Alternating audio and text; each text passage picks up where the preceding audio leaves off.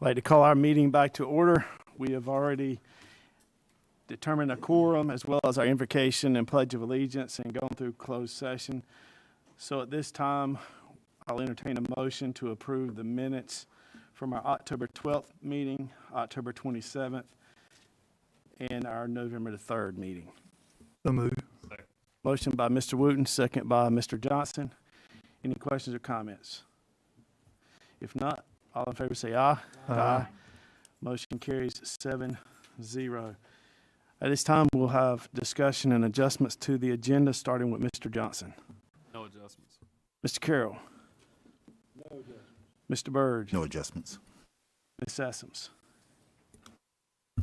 Yes, under item 8, special recognitions, move item B, first robotics competition winners, to the December meeting. Okay, thank you, Ms. Sessoms. We'll move the robotics to our December meeting. Ms. Andrews. No adjustments. Mr. Wooten. No adjustments. I have no adjustments. So all in favor of moving the robotics competition to our December meeting, say aye. Aye. All opposed, motion carries 7-0. At this time, I'll call on Dr. Pierce.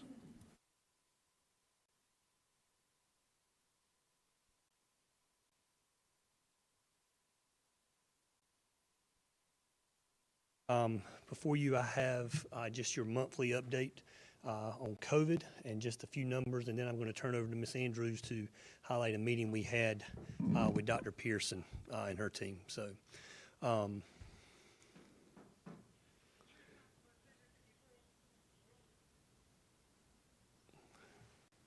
good.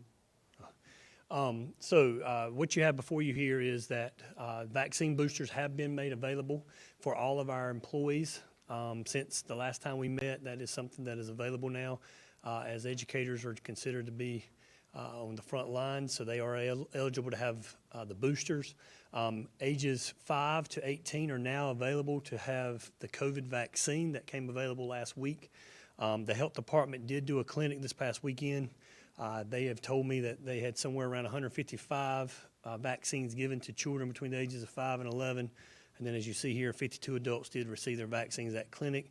And we've been told that most of our pediatricians and pharmacies have somewhere in the range of around 200 vaccines potentially to be able to give to that age group of 5 to 11. The other thing is that, Johnston County Public Health Department is still encouraging us constantly that they want us to get and recommend the range of 70 to 90% vaccinated for our students and staff. This graph here is from the North Carolina Department of Health and Human Services, continues just to show that the cases of COVID continue to increase as of November 5th. Here's our current metrics and information from our dashboard from October 12th to now. Our number of active staff cases have gone up a little bit from 9 to 12. Active student cases from 52 to 85 as of today. Our active staff quarantines from 17 stayed to 17, and then active student quarantines from 286 down to 275. Understanding that these numbers do take into account the number of students and staff now that are opting in to test to stay, which I'm going to talk about here. So since our last meeting, we selected to move forward with test to stay. We've had 60 students participate in our test to stay program. These are individuals that have been able to stay in the school through test to stay. We have had at least 2 through the test to stay to eventually to test positive after being in. We know for a fact, and we're still collecting that data, and we will have that data for you at a later date once Dr. Pearson gets it closer to Thanksgiving. But overall, it's been an overwhelming positive result for our families whenever they get that call, and I cannot thank our school nurses enough as they are handling the brunt of getting the testing done at all these schools and adjusting their schedules every day. So I want to sing the praises of our school nurses for making this happen. As I said, we met with Dr. Pearson and her team on Wednesday, November 3rd to receive updates on where we currently stand as a county with COVID-19. And at this time, I'm going to turn it over to Ms. Andrews to discuss this information. Okay. Again, we're enjoying our cooperation with Dr. Pearson and her staff, along with some school health nurses, to come in and help us with this. We're trying to make informed decisions, as always. Dr. Pearson is recommending that we look at two indicators. One is the positivity rate, and the other is case per 100,000. Those are two. There's actually 4 indicators, but she's stressing 2 of them.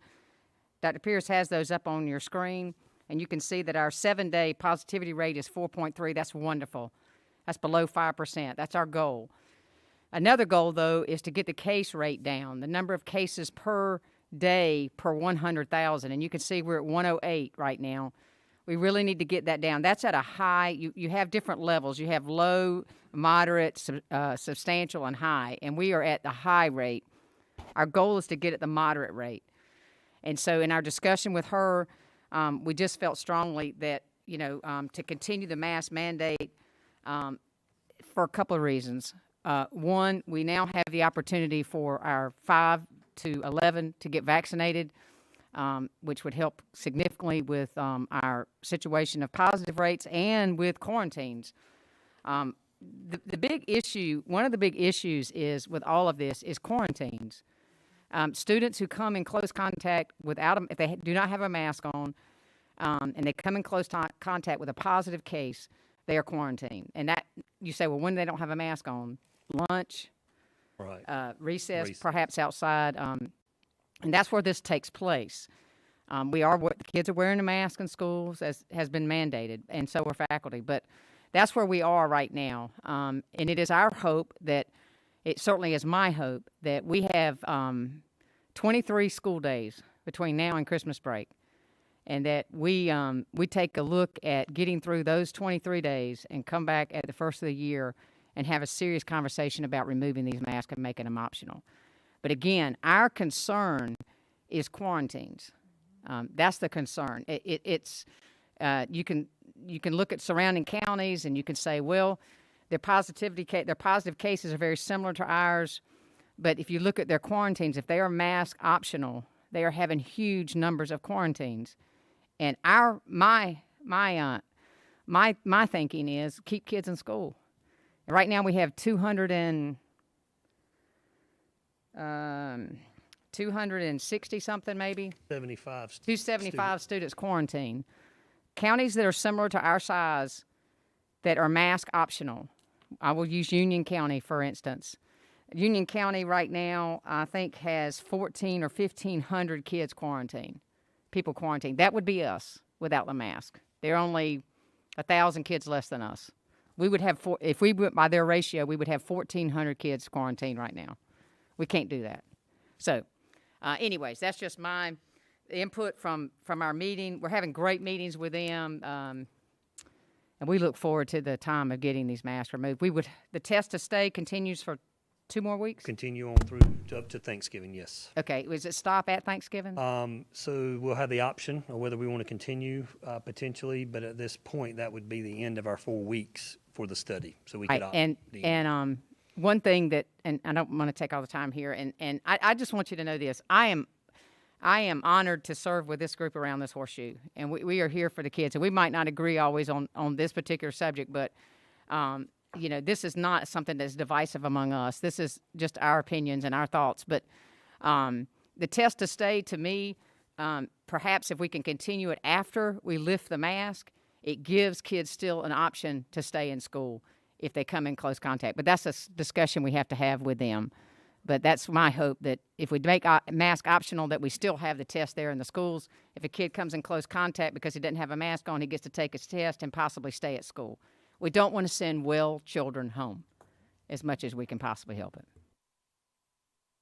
Mr. Chairman, I'd make a motion that we continue the mask mandate through till our next voting in December. I would second that. We have a motion by Mr. Carroll to continue the mask mandate, second by Ms. Sessoms. Any questions or comments? I guess my comment would be, I don't know that the county will ever get to 70 or 75 or 80% of vaccine rates. Right now at 55%, positivity rates less than 5%. As the cases per day, I mean, how long is it going to take for 108 to go down to 50 or whatever the moderate rate is? The option for students to wear masks is given to them by their parents. If they don't want their student to be quarantined, they would need to wear a mask to school, but I feel like we need to give them that option. That's just my opinion on that. The U.S. has opened up their borders as of this week. Schools aren't super spreaders. They're not getting COVID in schools. They're getting it outside the schools and bringing it into schools. But I still feel like it needs to be the parental choice. You know, we've been here before.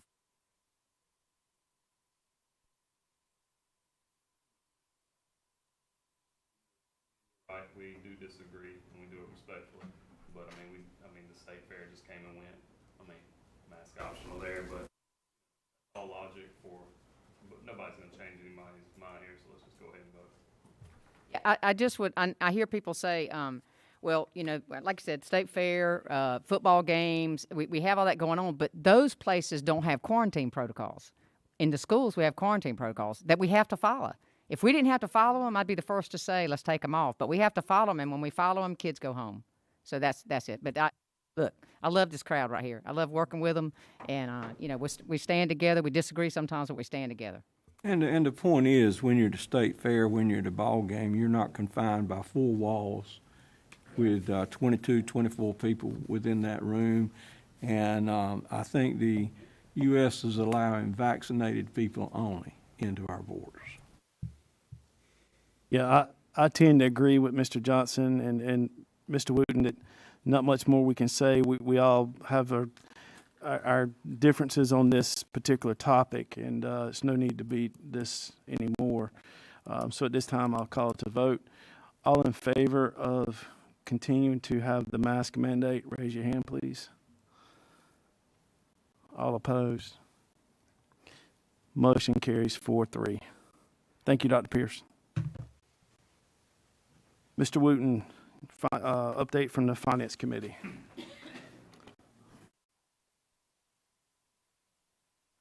Thank you, Mr. Chairman. A lot has gone on since our last board meeting.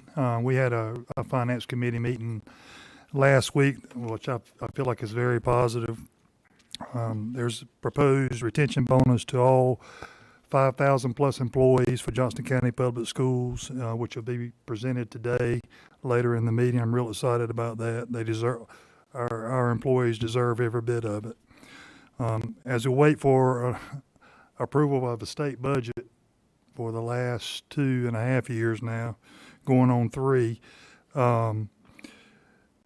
we took a look at classified staff salary steps and looking at compressing those salary steps so that our classified staff gets an immediate raise and their steps will be more compressed where they can gain ground on salaries as they increase their tenure with Johnston County Public Schools. Our current system is archaic. It needs to be looked at. It's being looked at by the Finance Committee, and you have 100% approval from this board once we have something in our hands to approve on classified staff, because you're due a salary increase as well. I appreciate the financial oversight of Stephen Britt and Dr. Bracy of our school system. We have a robust fund balance, which is going to help this Johnston County Public Schools do great things for students and employees. And I appreciate their efforts and their hard work. Sometimes it's hard to figure out ESSER funds and what they can be used for at this time. But Johnston County Public Schools is in good financial shape. Matter of fact, we got an audit presentation coming from our accountants for our recent audit that will be presented later on in this board meeting as well. That's all I have right now. Thank you, Mr. Wooten. I'd just like to echo that, you know, we appreciate every one of our employees in Johnston County Public Schools, and the classified especially. And I believe I sat in on your Finance Committee meeting. I believe it was basically the comment was drawing a line in the sand on the state budget. We're not going to wait but so much further down the road for a state budget before we make actions and do what's right for our classified employees. I'd also like to say, Mr. Chairman, that, you know, we need a budget pass in the state of North Carolina. There's a lot of, I've talked to some of our representatives, there's a lot in the budget for schools, teachers, but we gotta pass a budget to get that. So, it's due time to pass a budget and look after the educators of the state of North Carolina, and especially in Johnston County. I appreciate it. So reach out to your representation in Raleigh and call them and urge them to pass a budget this year. Thank you, Mr. Wooten. Ms. Andrews. No report at this time. All right. Ms. Sessoms. Yes. We met last month as we continue to revise and align our current policies with new laws as they've come down both from the federal and the state, and making that alignment with recommendations through the North Carolina School Boards Association. We appreciate Mr. Sue's help and his colleagues as they help us navigate this.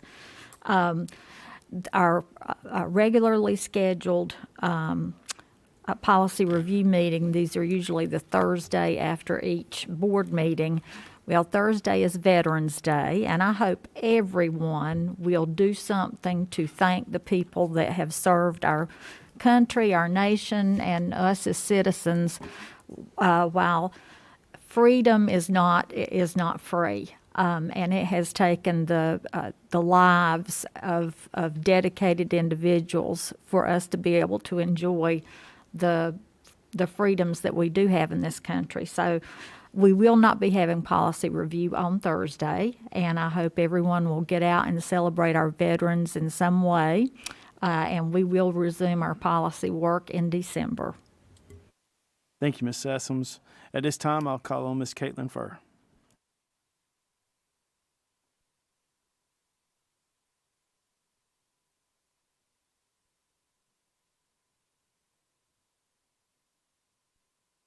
Good evening, Dr. Bracy, Chairman Sutton, Vice Chair Sessoms, members of the board, and Mr. Sue. I'm excited to bring special recognitions for you tonight, along with some in-person students this evening. It's been a little while since we've had our students in person, but we are excited to have them here tonight. The first group we have is the Spartan Regiment, and like you mentioned, we do have a group postponed for December. Both representing Smithfield-Selma High tonight, so I know Mr. Allen's a little proud. The words that I'm going to share with you about this group is from Mr. Brian Jones.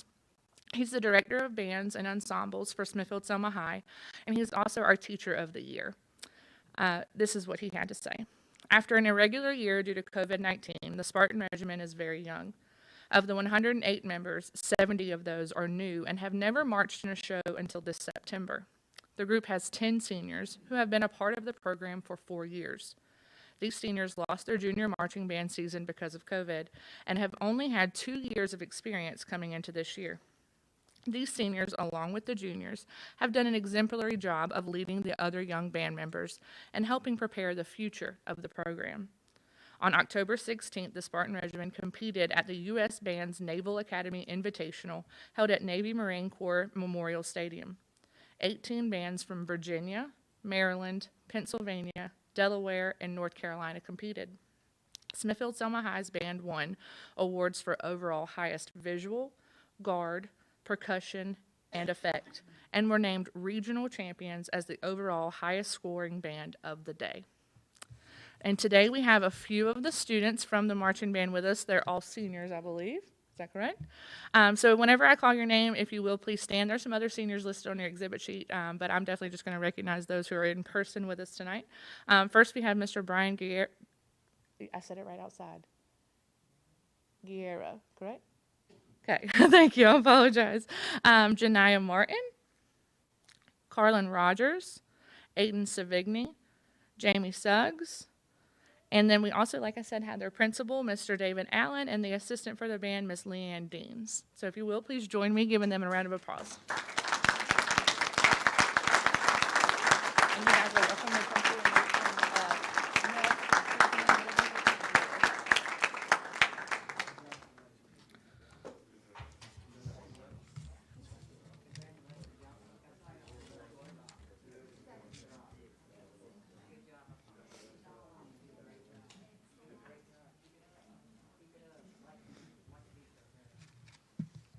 a job well done. I tell people all the time, I do not have a favorite high school. I do not have a favorite school in this system, but I love me some Smithfield-Selma High, and I love that band. So Mr. Steve, could you come in a second, please? You got a championship band, and hopefully you have a championship football team. I commend you for a job well done. Congratulations on your football team, too. Mr. Allen's got a good thing going there at Smithfield-Selma, so we are thankful for him and his students and staff. Up next, we're going to move on to our character education. These students will still be celebrated remotely, so we have their photos up on the screen, and if we will, just hold their applause until the end. The first up, we have Clayton High senior Harrison Deutsch. He's being recognized for exhibiting perseverance. Principal Bennett Jones had the following to say about Harrison. If you look up the word perseverance in the dictionary, the definition will most likely include persistence even through difficult times while still achieving success. Harrison exemplifies perseverance. The sudden passing of his father just before his freshman year significantly impacted his life. In the 4 years that Harrison has been a Comet, he has always reflected a positive outlook and has been a tremendous student and friend to those in the Comet country. Harrison has excelled in the classroom, led on the athletic field as a baseball player, been involved with all aspects of the school through clubs, and Harrison's peers see him as a true leader and embodies our Comet's all-in mentality. He has led the Comet Spirit Club for the last 2 years, and his teachers recognize him as polite, responsible, and committed to being the best that he can be. We are proud to celebrate Harrison this afternoon.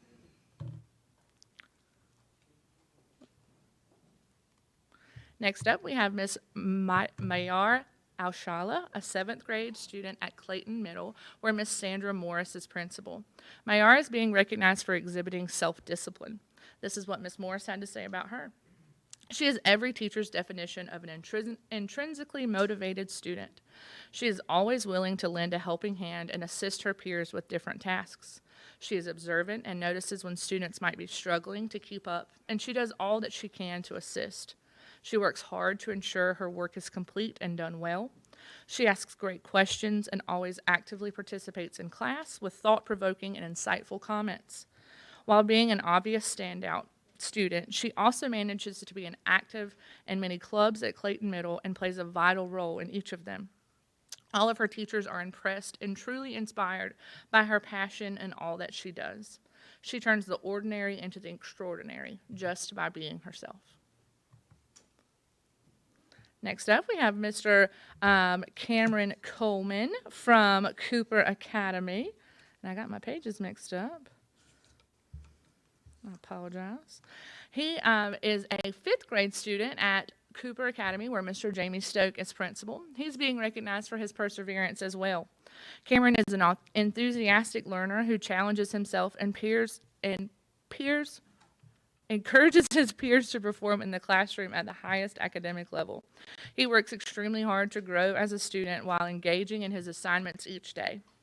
Cameron has a never-stop-trying, positive attitude that transcends the classroom into his daily life. He is a loyal friend to peers and exemplifies being a good role model for younger students in the school. Cooper Academy is fortunate to have students like Cameron who demonstrate 100% effort to grow as a student and as a person. We congratulate Cameron for demonstrating perseverance in and outside of the classroom and look forward to hearing about all of his future accomplishments and successes. I'm tongue-tied today. I apologize, you guys. Next, we have Malachi Fleming, a 5th grade student at East Clayton Elementary, where Miss Jamie Tyler is principal.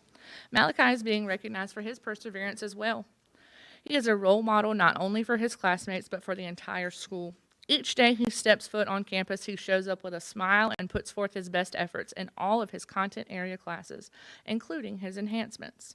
Malachi actively asks questions to help guide his learning to ensure he is working towards his learning goals. And when he comes across a problem he doesn't understand, he is going to put forth time and effort to do his absolute best to figure out a solution. He collaborates well with his peers and enjoys working with others.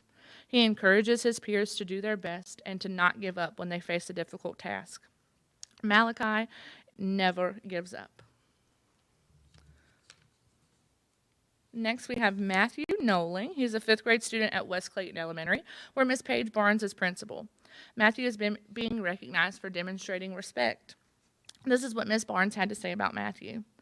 When asked to provide a positive characteristic for this student, our staff couldn't stop with just one.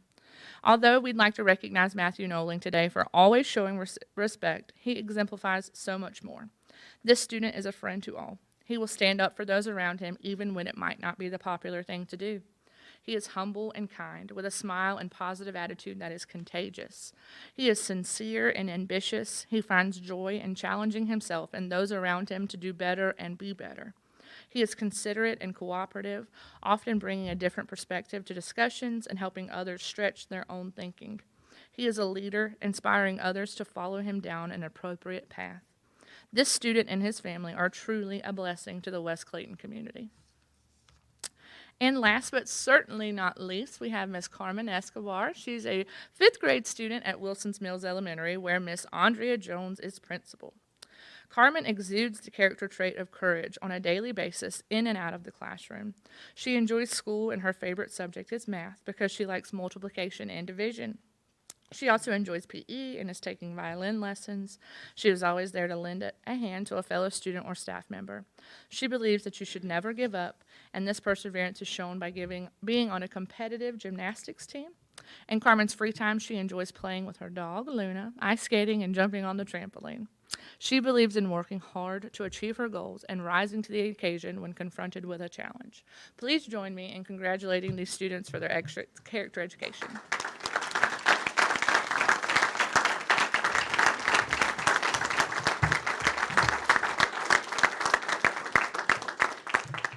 And next we'll have Mr. Brian Vertrano with our Employees of the Month.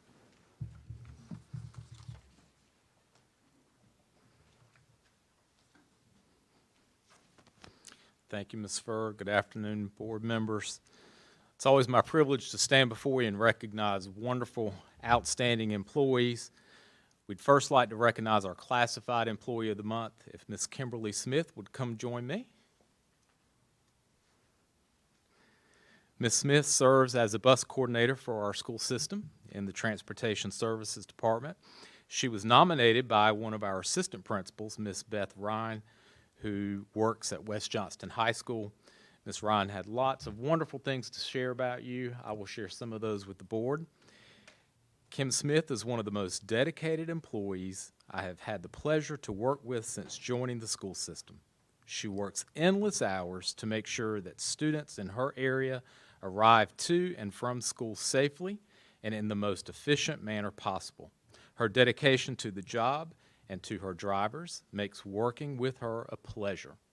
Her knowledge of the area, her schools, and her students is vast and an asset for the school system. This year has been a test for everyone. However, Ms. Smith has stepped up and continues to step up to cover additional areas and assist students and assistant principals with all of their transportation needs. Ms. Smith, thank you for serving as bus coordinator and for what you do above and beyond, especially this school year with the challenges. So congratulations for being our Classified Employee of the Month. Thank you. And if you'll walk around and greet the board members.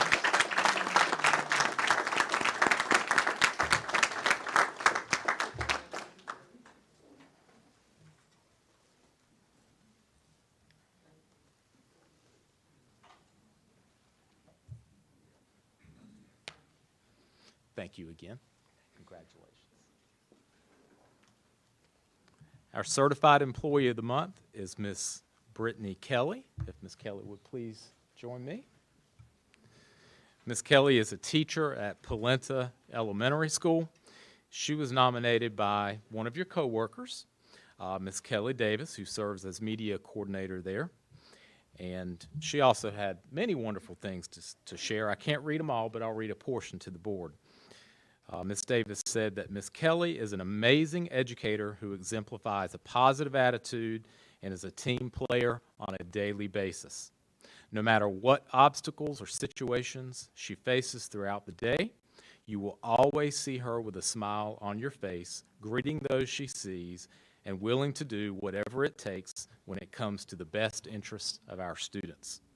Earlier this school year, Ms. Kelly, who also has her CDL, drove a few bus routes to help out when there was a shortage of bus drivers at the last minute. When a child was having a difficult afternoon and was unable to get on their particular bus during dismissal, Ms. Kelly offered to take a spare bus and drive the child home with an administrator. She walks numerous miles a day throughout the building, checking on students and teachers to see how they are doing and how she can better meet their needs. Beyond her daily classroom, she is also a member of the school's SEL committee, the SIT team, helps coach our science Olympiad team, and it goes on and on and on. So in her spare time, she sleeps.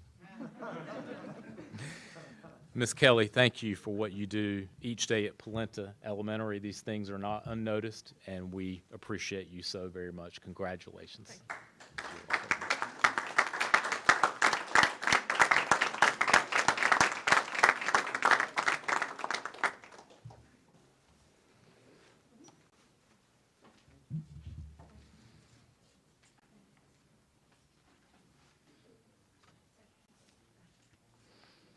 Congratulations again. Thank you so much. All right. Thank you.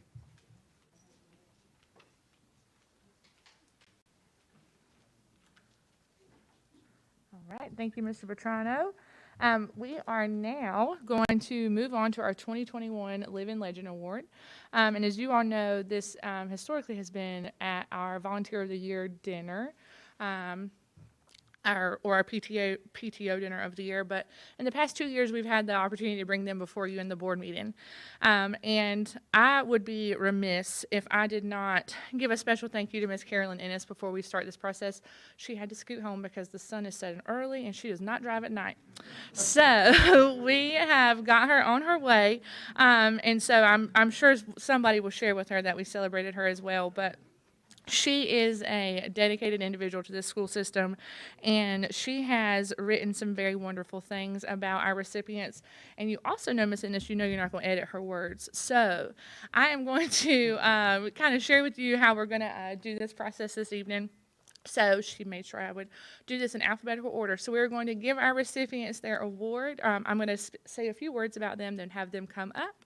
Mr. Sutton, Ms. Sessoms, and Dr. Bracey, if you'll come up and have a photo, and we'll take a whole photo with the board after each recipient. And Mr. Carr has stepped out to help me with that. So receiving our award tonight is Miss Mary Magdalene Bell, Miss Eve Creech, and Mr. Thomas Michael Vinson. The Living Legend Award is given each year to 3 former Johnston County Public Schools educators who were dedicated to the children they taught and left a legacy of influential teaching styles. This award is presented to those who have been exemplary in their craft and left a permanent mark on Johnston County. So first, we're going to recognize Miss Mary Bell. Miss Mary Bell is an exceptional, exemplary teacher, leader, and church and civic worker. She is busier than the Energizer Bunny seen on television. She has devoted more than 25 years primarily as a first grade teacher, but also as an assistant principal and a principal. Presently, she serves as a substitute teacher. Ms. Bell is a homegrown high school graduate of a school right here in 4 Oaks and graduated from Fayetteville State University, where she earned a bachelor's degree, a master's degree, principal certification, and a curriculum specialist certification. She is a recipient of the Distinguished Service Awards from the General Baptist State Convention of North Carolina and the North Carolina Baptist Ushers Convention. She also received Association Service Awards from Johnston District Baptist Association and the Johnston District Baptist Ushers Convention, Feed His Sheep Church, and First Missionary Baptist Church of Smithfield Educators and Ushers Awards. She is a member of Strickland Grove Baptist Church in 4 Oaks, where she serves as Ushers Ministry President, primary Sunday school teacher, and a member of the Food Pantry, Floral, Christian Education, Mission, Women's, and Prayer Ministries. She serves as president of the North Carolina Baptist Ushers Convention on the General Board, a member of the Women's Baptist Home and Foreign Missionary Convention, and Congress of Christian Education. Ms. Bell stated in a letter of appreciation for being nominated as a living legend, "It has always been my passion to collaborate with colleagues, parents, and other individuals to provide the best learning experiences for children. Her philosophy of effective teachers for effective learning is model expectations for students." Ladies and gentlemen, please help me honor Miss Mary Magdalene Bell as our Johnston County Public Schools living legend.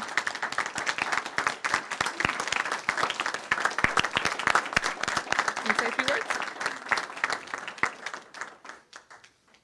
Thank you very much. Dr. Bracy, our superintendent, very capable superintendent, board chair, Mr. Sutton, and a longtime friend from few years ago, the vice chairperson, Ms. Terry Sessom, all members of the Board of Education, and if there are any commissioners here, I greet you this afternoon, all parents, former teachers, I did see some this afternoon, and parents, and this community. Thank you so much for having me stand before you to receive this honor, this award. I stand on the shoulders and accept this because of others that have gone before me, and I thank God for that. It had always been my greatest ambition to be a teacher. I'm from a family of 8 sisters and brothers, and mother I loved my father, but mother just instilled excellence in us at a very young age. She said, be prepared, for all of you are going to college. We had no other choice. But it was my desire from the very beginning as a young girl in playing school that I become a teacher. And I thank God for what he has enabled me to do with students, not just to input or give information that a child could move from one grade to another. I believe in lifelong learning. And there are those other qualities that make for a great child, a future citizen. Learning how to work with other people, learning how to solve problems on their own, but be a facilitator for them, learning how to build self-confidence. I am so thankful that I had principals like Eva Cooper, Tom Benton, if many of you may know him, Elias Sanders, that enabled me, that said, Mary, do what you do best in the classroom. Implement programs that would aid children in becoming the best that they could be. Self-confidence, I had none. Thank you to mentors like Carolyn Ennis, a legendary and a legend in her own right, that was always there. Ms. Ennis never taught me in the classroom, but she instilled other things in me. Mary, you can do it. And it's those things that children remember later, not for the education, the input, the knowledge that I gave them, but thank you, Ms. Bell, they call me now, for having confidence in me, letting me learn how to love people, being a friend. There was no writing to me telling me to separate one child from another, because I always thought we were one family in a classroom, and we are to help one another, build one another, solve problems together. So I'm a facilitator of learning and also character development. I thank all of you for taking the time to hear me. I thank you for all educators now. I am indeed, my heart grieves for you during this COVID epidemic.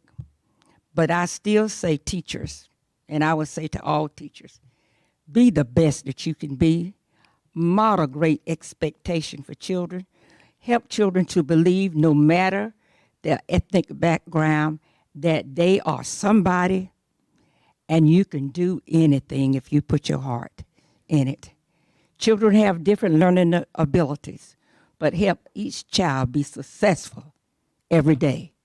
And model those expectations that you have for children. Expect excellence in yourself. Always achieve and strive to improve. I believe in lifelong learning. I instill that in children, and that quality I'm still all about now with myself, being the best that I can be. Thank you, my son, who has come to be with me tonight. I just thank him so much for being here. And thank all of you for giving me this opportunity to speak to you as I receive this award.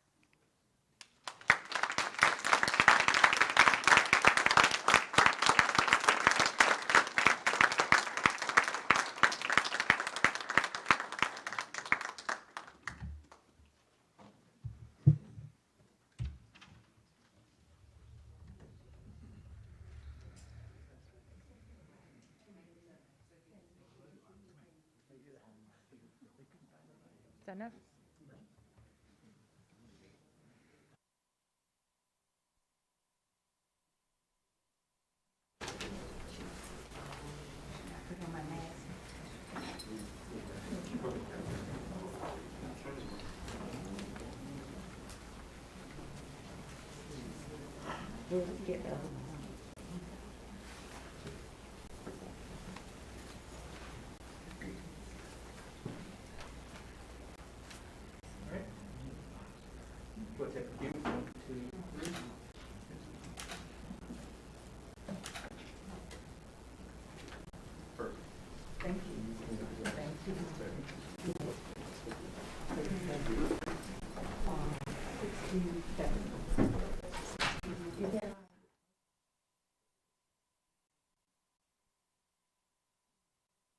Thank you, Ms. Bell.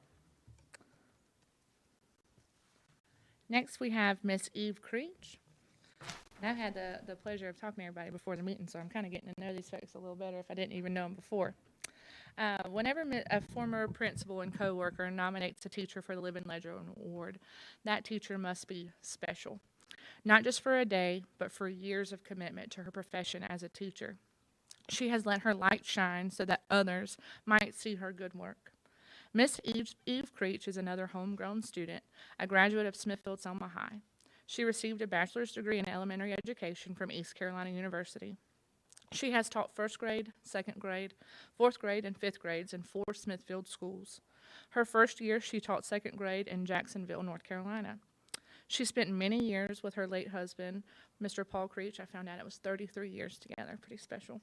They have 2 children, Melissa Kelly and Paul Creech III. Her professional affiliations include a membership in Tau Sigma at East Carolina, NEA, and NCAE, as well as Delta Kappa Gamma. She is a member of First Presbyterian Church, and one of her major awards was her selection as Smithfield Elementary Teacher of the Year. Her philosophy of effective teachers for effective learning is respect and appreciate each student you teach, as well as the parents and your coworkers. Use each day as a new day and an opportunity to open doors to learning and knowledge. Be kind and never lose your sense of humor. For 33 years, she practiced these principles daily in Johnston County Public Schools. Ladies and gentlemen, we honor Miss Eve Creech as a Johnston County Public School living legend.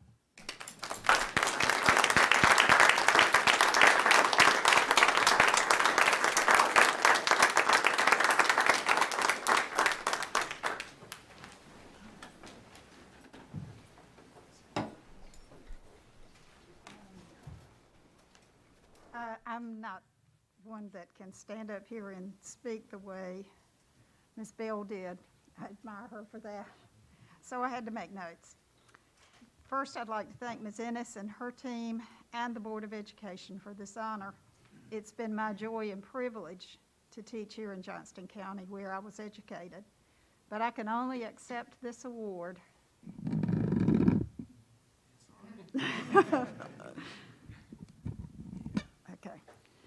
I can only accept this award by giving credit to all the people I've worked with over the years. Great principals, wonderful teachers and assistants, custodial staff, bus drivers, cafeteria workers, itinerant staff members, everybody that works in a school. It truly takes a village. I was mentored by extraordinary teachers before the mentor program was created. And I have tried to pass that on to other teachers, even to our visiting international faculty when we had them. Good mentoring is a key plan for teacher success. My advice to beginning teachers is to be true to yourself. You've been well trained and you know your area of expertise well. Create a routine and always have a plan in place. But allow for spontaneous learning because that will happen. Your mentor can provide hints that will help you get through rough patches in your first couple of years. And ask questions. Good teachers ask for help when needed, and then they give help in return to others. Be kind, be firm, be fair, and be consistent. Students notice those things. Respect and care for each student you teach and take a genuine interest in each of them. Above all, keep your sense of humor. Said that again. You will need it. Our community needs to show support for the Johnston County school system. I know that the need for more money is the usual request, and that's always going to be true. But there are other ways we can let our employees know we appreciate them. You can tell them at the grocery store, at ball games, at PTA, send a note to a teacher or some other employee, volunteer, provide classroom supplies, and always be positive about our outstanding school system. It's easy to stand back and stay quiet when people are so critical of our schools. But if more members of the community would speak up and spread the good things that happen, it would make a difference. It would encourage teachers and all the other employees in our education system, and that would be a positive for all of us. It also encourages students to work harder and have pride in their schools. We have excellent schools here in Johnston County, and our educators need to hear that from us, the community. Thank you again for this honor.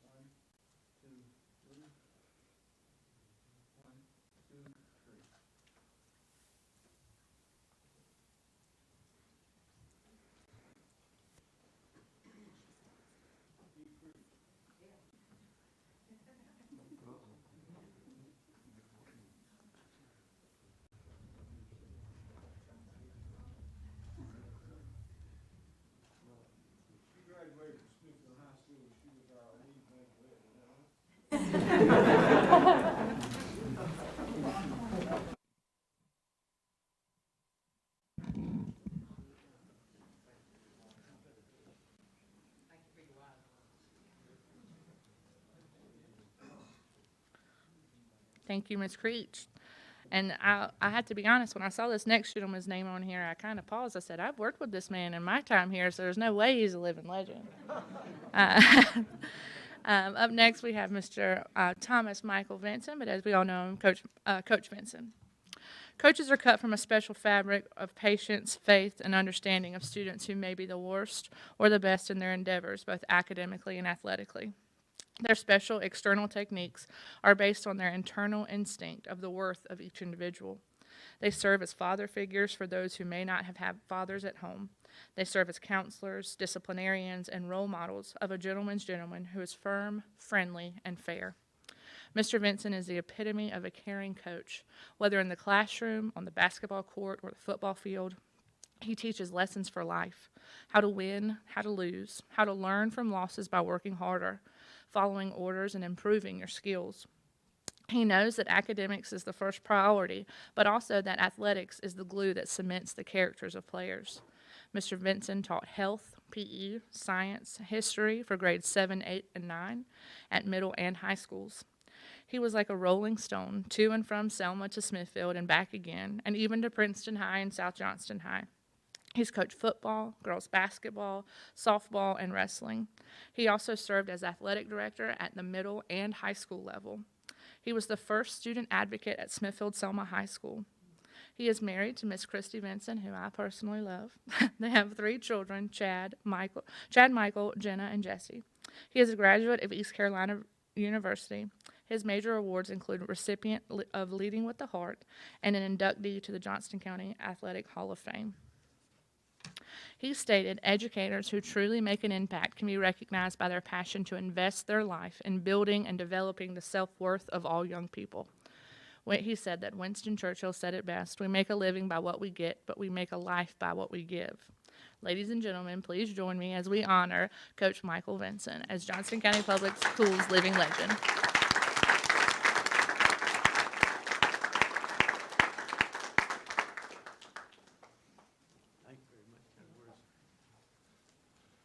Dr. Bracy and board members, I'm very grateful for this award. I'm more grateful to be alive. Life is a blessing, and every day is a blessing. And I'm so thankful to my wife, and she's been so supportive all the years. She's allowed me to mature, and she stayed with me, allowed me to grow, and be very patient. And I have a big heart for young men who are married. To be kind and appreciate your wife is so, so very important, and I'm so indebted. I'm so indebted to Johnston County. I came to Johnston County in 1974, Dr. Brace from Northampton County, and I hope, sir, you enjoy it as much as I have. I'm on a journey, and it's getting better every day. I've been so blessed. I'm currently working as a custodial substitute at Thanksgiving, where my wife works. And I'm very blessed to have been asked to tutor some fifth grade kids in reading. So I feel very blessed. And my philosophy is you're either green and growing or you're red and rotten. And so I'm truly blessed, and I'll save you all the other gory details of life. But Johnston County is fantastic. Miracles are going every day. My grandkids during this COVID time, virtual learning, awesome. Teachers have been doing great jobs, and I am truly blessed to be allowed to work here in Johnston County for 34 years and continuing. I'm looking forward to the next 70 years, and I thank you again for your blessing and your honor. Hey, Coach V, stay right there. I got something to say before we celebrate Coach Vinson. He coached me in high school. That tells you how old he is. So I don't know what you're doing, but keep doing it. But I want to thank you in public for the influence you had on my life.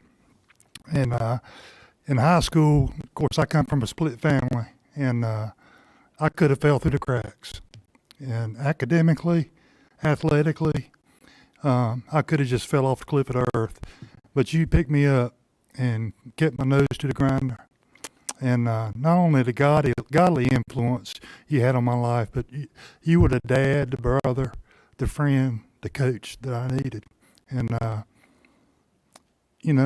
wouldn't be where I am today if I didn't have people like you in my life. But I appreciate it. Thank you. Thank you.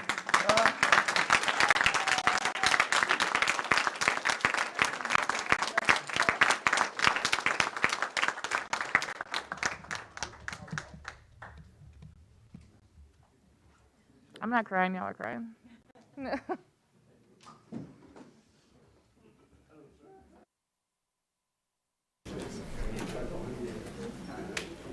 Let's smile. We shall smile good.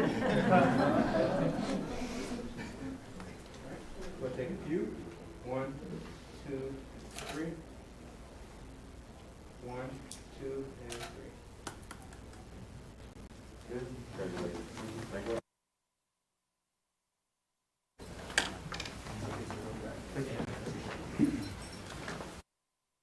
No problem, thank you. Oh. Come forward.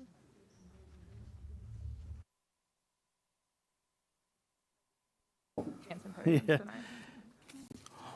We're going to take a small break before we go into our public comment time. So at this time, we'll take a short break.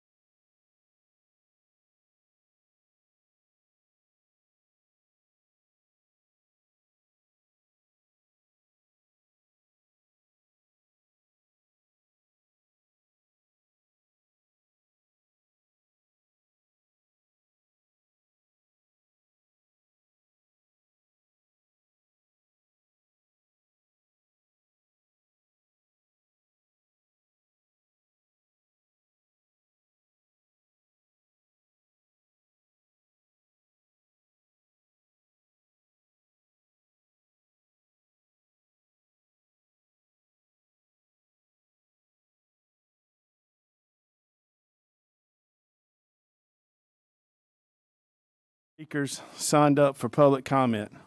Citizens who have signed up to address the board during public comment will be called upon as they signed up and will have 3 minutes to address the board. I will call upon citizens who have signed up for the time allocated on the agenda. If additional speakers remain at the end of the allocated time, the remaining speakers will be called upon prior to the conclusion of the meeting, not to exceed 60 minutes. The board suggests that specific personnel or student matters be addressed to the school principal, the Johnston County Public School System official responsible for the program or facility, or to the superintendent, and are not appropriate for this setting. Tonight, our first speaker is Kai Yulani Moses.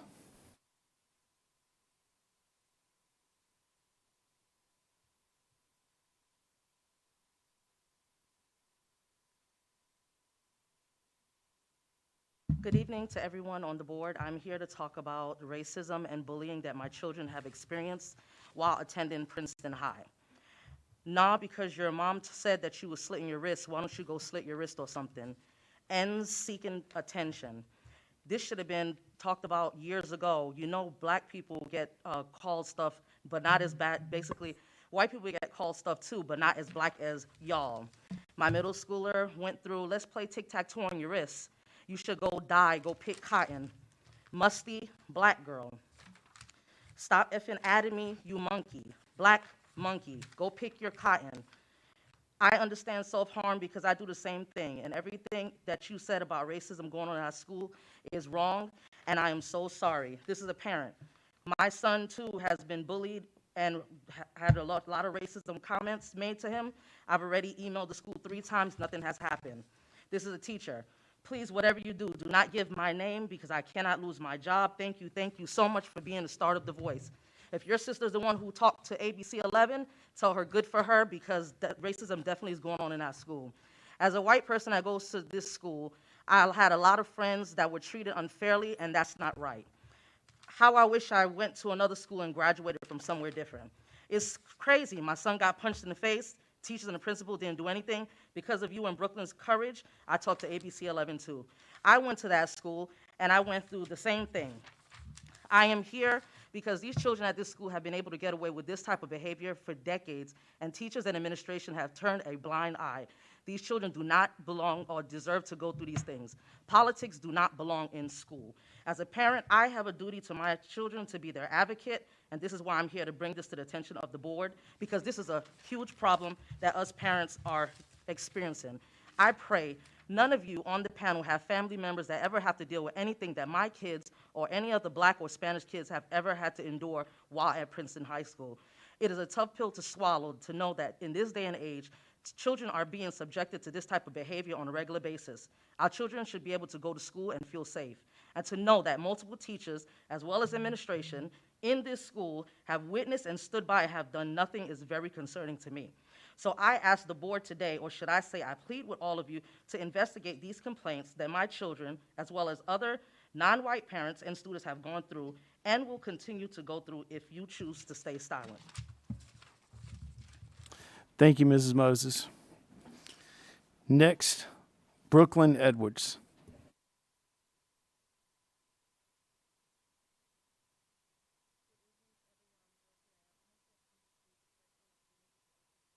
I got a lot of hateful messages, but I don't speak up. For the last several years, I've been called racial slurs as well and told to kill myself. It really affected my self-esteem and made me depressed. Here are some examples. This girl put the news article up and said, "You look slow AF." This other girl said, "Okay, it's just a word." Some people reposted the news article and said, "Bees be bonkers, bees do the most, get over it." This one girl said, "Because you left the school, you were leaving everything behind and everyone at school perfectly fine without you." This one kid called me the N-word while a teacher was right beside us and she did nothing. He told me to kill myself and told me that the word would be better without me. This one kid told me to pick cotton on the bus. This was the day of the flag incident and called me the N-word multiple times on the bus. This person called me the N-word several times and took cotton out of his pocket, dropped it on the ground, and told me to pick it while we were in the gym. This was also the day of the flag incident.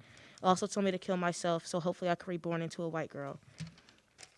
This one person called me the N-word said this is why black people shouldn't be in this world and has been racist towards me since the 5th grade.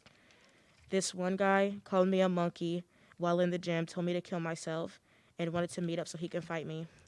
This one guy called me the N-word and told me that he was going to get people to jump me. I really hope that you all look into this school. It's bad enough we have to deal with racism in the real world.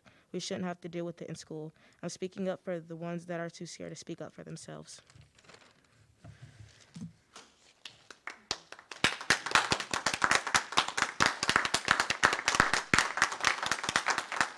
Thank you, Brooklyn. Ladies and gentlemen, just real quick, please don't applause or make any comments while other people are speaking. Everyone will get a chance to speak. And I know you agree and disagree with some things that are being said, and everyone will get their chance to speak. So you don't need to hear sighs or hems or haws or try to speak when someone else is speaking. And please hold applause also. Thank you. Appreciate it. Thank you, Ms. Edwards. Next, Chastity Blake.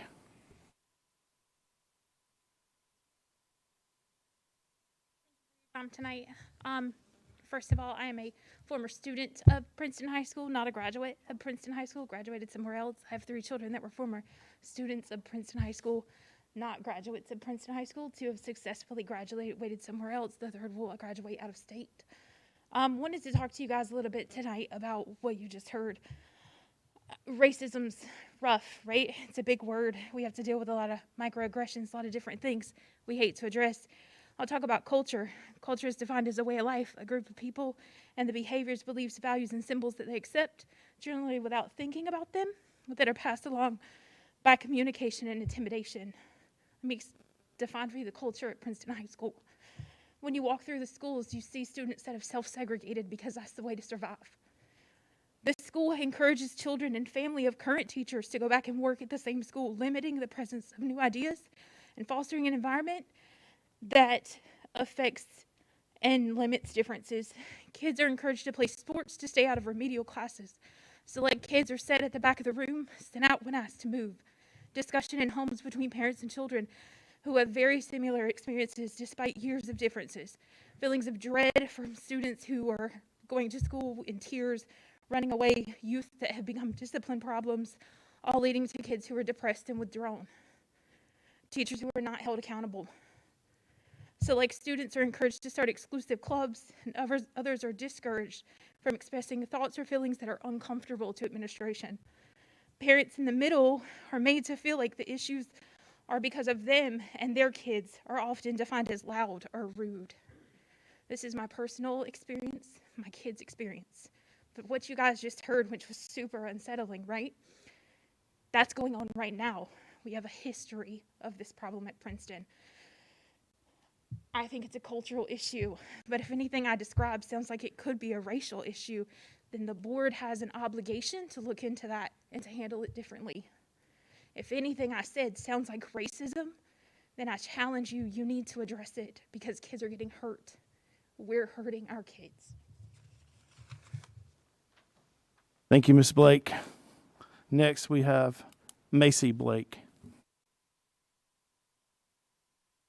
For your time today. Welcome to Princeton High School. The year is 1971, and the school just integrated. Among the small group of black students was my grandmother, who I called Mima. Going to a new school is scary. I know from experience. I didn't graduate from Princeton. But imagine going to an all-white school as a young black woman. Mima was a victim of blatant racism every day. She had a dead possum put in her locker that staff held the key to. She was demoted as the first black Miss Princeton, and it was given to a white peer. And these are only a few of the stories that I hear when I talk to my Mima. Welcome to Princeton. The years are now 2014 through 2020. This is when I was in school. And among the demographic of 8.2% of black students was me. At Princeton, wearing a black girl's rock shirt is inappropriate, but the Confederate flag isn't. My Black Lives Matter hoodie was against school dress code, but the Blue Lives Matter flags weren't. This is a school where teachers will tell black students to take off their hats, hoods, and do-rags because they could hide a weapon. But this rule was enforced to white students last month, and their explanation was respect.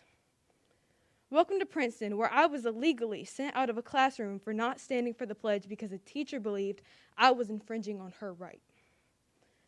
And lastly, welcome to Princeton, where there was a flyer sent out of a Republican club with Trump 2020 plastered across the top of it, but when my father questioned the administration about it, there was no straight answer. Might I remind you that there is no Democratic club? Some kids, the same kids that bullied my Mima at Princeton High School, are the grandparents of the kids who are taunting black kids now. This is generational racism. Be the change for black students at Princeton. Black students told administration that they felt uncomfortable in their learning environment, and nothing was done about it until the news story broke. Hold those administrators accountable by ensuring that staff is diversified, by including a minority club to help students become more comfortable. Hold white students accountable for making disruptive, harmful, and hateful statements. These are a few of the many ways that you can be the change at Princeton High School and set black students up for success. The girl who spoke before me wasn't the first student that has been bullied out of the school due to unjust and racist treatment from staff and students, and she won't be the last. I stand here not only for her, but for my older brother. Thank you. Thank you, Mrs. Blake. Next is Laura Moffett Myers.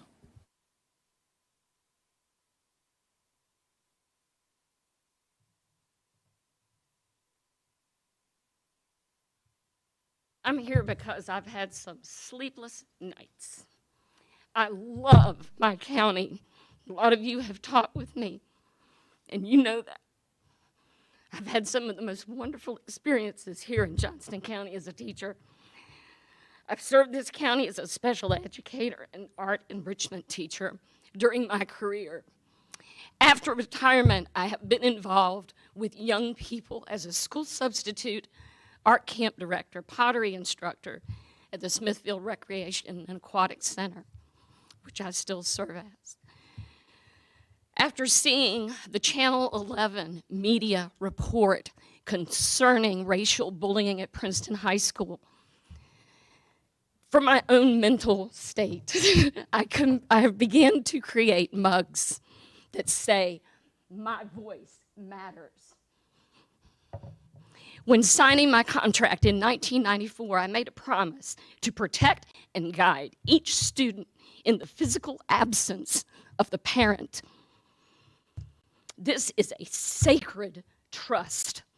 The students were our clients, and our decisions were made in the best interest of the students, not for the convenience of the adults. We protected their dignity. Bullying was not tolerated and was dealt with. I apologize if that seems aggressive. I'm really upset. I'm sorry. I'll try to calm down. Our decisions were made in the best interest of our students. We protected their dignity. Bullying was not tolerated and was dealt with by showing equal concern for the aggressive student as well as the student that was bullied. Counselors initiated effective small group sessions. Students were unconditionally cared for, even when their behavior was challenging. In late October, Princeton High School students voiced their anger and frustration after being racially targeted and treated with disrespect over a significant period of time. Brooklyn Edwards' mother was a voice for her daughter and for others who experienced mistreatment. I am deeply concerned about the evidence of racial slurs, personal attacks, and even physical posturing from other students, causing disruption in their education and traumatic emotional disturbances. In the video presented by the media, teachers and school officials did not seem to intervene when student behaviors definitely escalated. I've looked for a formal rebuttal. I've initiated with a counselor at Princeton with no phone call back. Why did these incidents continue until finally receiving media attention? Are students receiving support and assistance? What's being done to create an atmosphere of acceptance and reconciliation? Johnston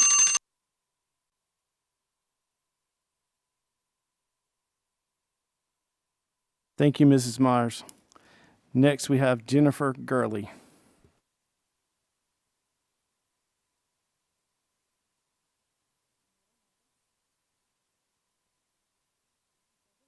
I'm Jennifer Gurley, one of your school nurses for Johnston County Public Schools. I've never liked public speaking because I was always too afraid to use my voice. At 3 o'clock this morning, I realized I had found my courage to speak tonight, thanks to God and the values my dad had instilled in me throughout my life. My dad's name was brought up at the last board meeting, and his name was Sergeant Major Bill Davies. My dad died at my home here in Johnston County in 2019, the same year that I signed on as a Johnston County Public School nurse. My dad is remembered as being an influential high school band director who never shared his political views and was extremely passionate about his work. Like my father, I am passionate about my work, and I am not here to share my political views. As a nurse, I am here to advocate for the patients assigned to me, our students, and our staff. My patients are struggling with adverse effects of the decisions coming from our decision makers. These decisions are implemented by our school staff, and the outcomes are measured by the success of our students.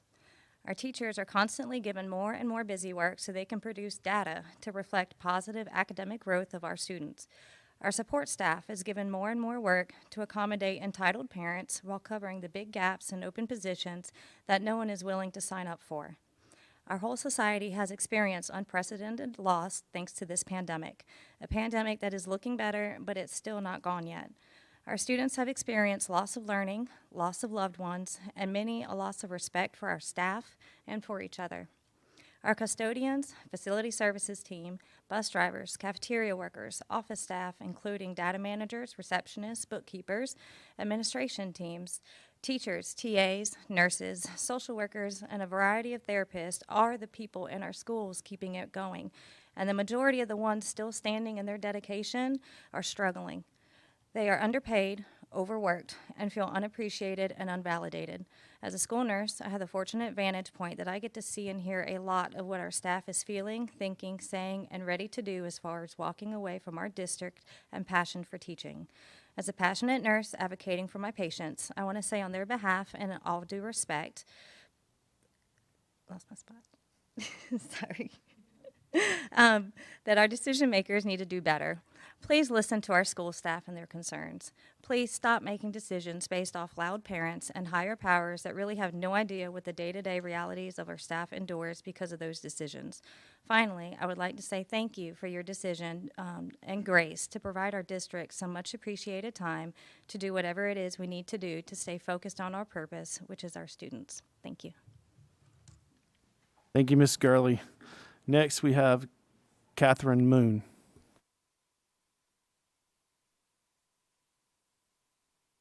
Hello. I'm here today talking to you because I have a 9-year-old daughter that loves loving, talkative, and outgoing kid, and all she wants is to be social and in school among her peers. She don't care about COVID-19 or if someone else wants to wear a mask. She just wants to learn. I think you're missing the bigger picture here. As my child's mother, it's not that I just want to get rid of her for the day. I want her to go to school to get a good education. And I want peace among everybody. I want to feel safe to send my kid to school and not worry about someone to force my kid to wear a mask or be jabbed with a vaccine without my consent. And I want to have choice and freedom, not be controlled and told what we have to do or else. It's our constitutional right, and you're trying to take it from us. Also, my daughter does the virtual learning and has sat in front of a computer screen for the last 2 years of school. And if you all remember, before COVID-19, too much screen time wasn't good for kids, but now it's okay for kids to sit in front of a computer screen instead of teachers and classmates for hours on end doing school. There are days that we start school at 7 a.m. and don't get done until 5 p.m. to get the work done for the day, and I feel that is a lot of work for a 4th grader. I've never went to college to get a degree to be a teacher, but yet you expect me to be one. The virtual school has been a mess since it started, and Lots of parents could not even get on when they were supposed to because they never had anything figured out. They winged everything, and then the principal that was there left, and we got a new one that's trying to figure it all out, but there's still so many unknowns. It's sad because a lot of kids with disabilities, and all kids, are being abused and taken advantage of that don't have a voice to speak up for help or just plainly scared to speak up. And these teachers are supposed to keep them safe, and some of them are, but not all of them. Being told to do this or lose their job. So I am up here talking to try to help these kids to be the voice when they don't have one, and say, what are you going to do to fix it, and when will these kids be able to be kids again and go to school and not feel like they're in a prison? Thank you. Thank you, Mrs. Moon. Next is Joe Preston. Good evening, everyone. I was hoping to come up here and smile and give congratulations, because I just had a feeling that something might change today, but it didn't. So I guess I have to not smile, and that kind of stinks. But I'm just trying to figure out at what point, Mr. Wooten mentioned this earlier, at what point with the numbers do they have to be at for us to feel comfortable to change the mask mandate? Union County Schools was mentioned earlier. Currently, Union County has 81 positive cases. I heard a lot about quarantine numbers. Currently, we have 98 positive cases. So my question is the mask efficacy, is the goal of that to lower cases, positive cases, or is it to lower quarantine numbers? I would think the goal would be to lower cases. So I don't know if they're using a different toolkit, if they're quarantining differently or whatever, that their numbers are higher than ours are. I don't know if it's the test to stay program, but I guess the point is, if we've got a county that's had a few months of not wearing masks or mask optional, parent choice, and we've got a county that's continuing, and we're basically the same number of positive cases, I think that proves the point that doesn't really matter what you do in terms of a mask or not mask mandate. I'd also like to ask, I know that this session is not a question and answer session. I address you, you listen, I leave. I wonder if you could possibly have some sort of a town hall or any type of event where concerned parents from every side can come and speak to you and actually have possibly a dialogue around these issues, rather than you just hearing from the same people like me every month coming up and saying the same exact thing. I think that would be very indicative of a true representative government. The other thing that I wanted to say is, I said last time that there are a number of people in the school system that don't feel like they have a place to go to speak. I believe you mentioned a grievance board, Chairman Sutton. I can tell you they don't feel safe going to that. So I would really think about that. With that being said, one of the things that I've heard from a number of teachers over this past week is the retention bonus that you have offered. They are not happy at all with that retention bonus because it has strings tied to it, and those strings are signing up for, I believe, through the end of 2023, and if you leave before that, they have to pay that money back. I believe we should just reward the faculty and staff that we have for their current service and don't have any strings attached to that. Appreciate for your time. Thank you very much. Thank you, sir. Next is Miss Melissa Bowers.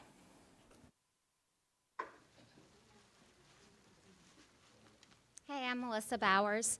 I just wanted to say what roughly everybody else has said or is going to say. And I just feel like we keep coming back to say the exact same things, and we speak our piece and it doesn't really get listened to. But I'm going to say it anyway. So I feel like we are at the point where it's like, when is enough enough? I was a teacher through COVID, so I understand what kids are going through at school when they're sitting in a classroom with masks on. And at first it was like, we can't be close to each other. Now we can be close to each other. We have to wear a mask outside. Now we can't wear a mask out. It's like, the rules keep changing, but the numbers really aren't changing that much. So when is enough that the kids can just be kids and our teachers can just teach the way they want to teach? And right now, our kids are behind, and you will never convince me otherwise. Our kids are behind, and it is because they've been out of school for a year, they've been back and forth, they're in cohorts, they're virtual, they're all these things, and our teachers are struggling. We don't have support staff. Our teachers are doing way more than a person can be expected to do in a school day. Many of our elementary teachers are not getting a break at all. Our church has even looked into having level 2 volunteers go to give elementary school teachers a break during the day because they don't even get a single break their whole entire day. And that's ridiculous. And so I'm concerned that we're going to continue to lose teachers if we don't provide the support that they need. And that includes support staff and bus drivers. And the money is nice. Money is great. But what our teachers really need is support. And I genuinely do not believe we're going to get the support we need until we allow choice in our classrooms, because people want choice. I would go and volunteer. I stopped working at Johnston County Public Schools this year, but I would go and volunteer if I didn't have to wear a mask all day. My daughter wore a mask from 6:40 in the morning when I dropped her off at daycare last year until 4:40 in the afternoon. That is a ridiculous amount of time for a kid to wear a mask, and kids are doing that again this year. And we might look at it as like, oh, well, they get a break for lunch. Well, I'm glad they get a whole 20 minutes to take their mask off during the day. That's lovely. But I can guarantee you that not a single one of you sit in here every single day for 11 hours and only take your mask off for 20 minutes to eat lunch. I just don't believe it. And it's not fair to ask a 6 or 7-year-old to do that either. So that's where I stand. But I truly believe if we're going to get teachers and support staff and volunteers back in our school, you're going to need to make things a choice. Thank you, Mrs. Bowers. Next is Kara Chester.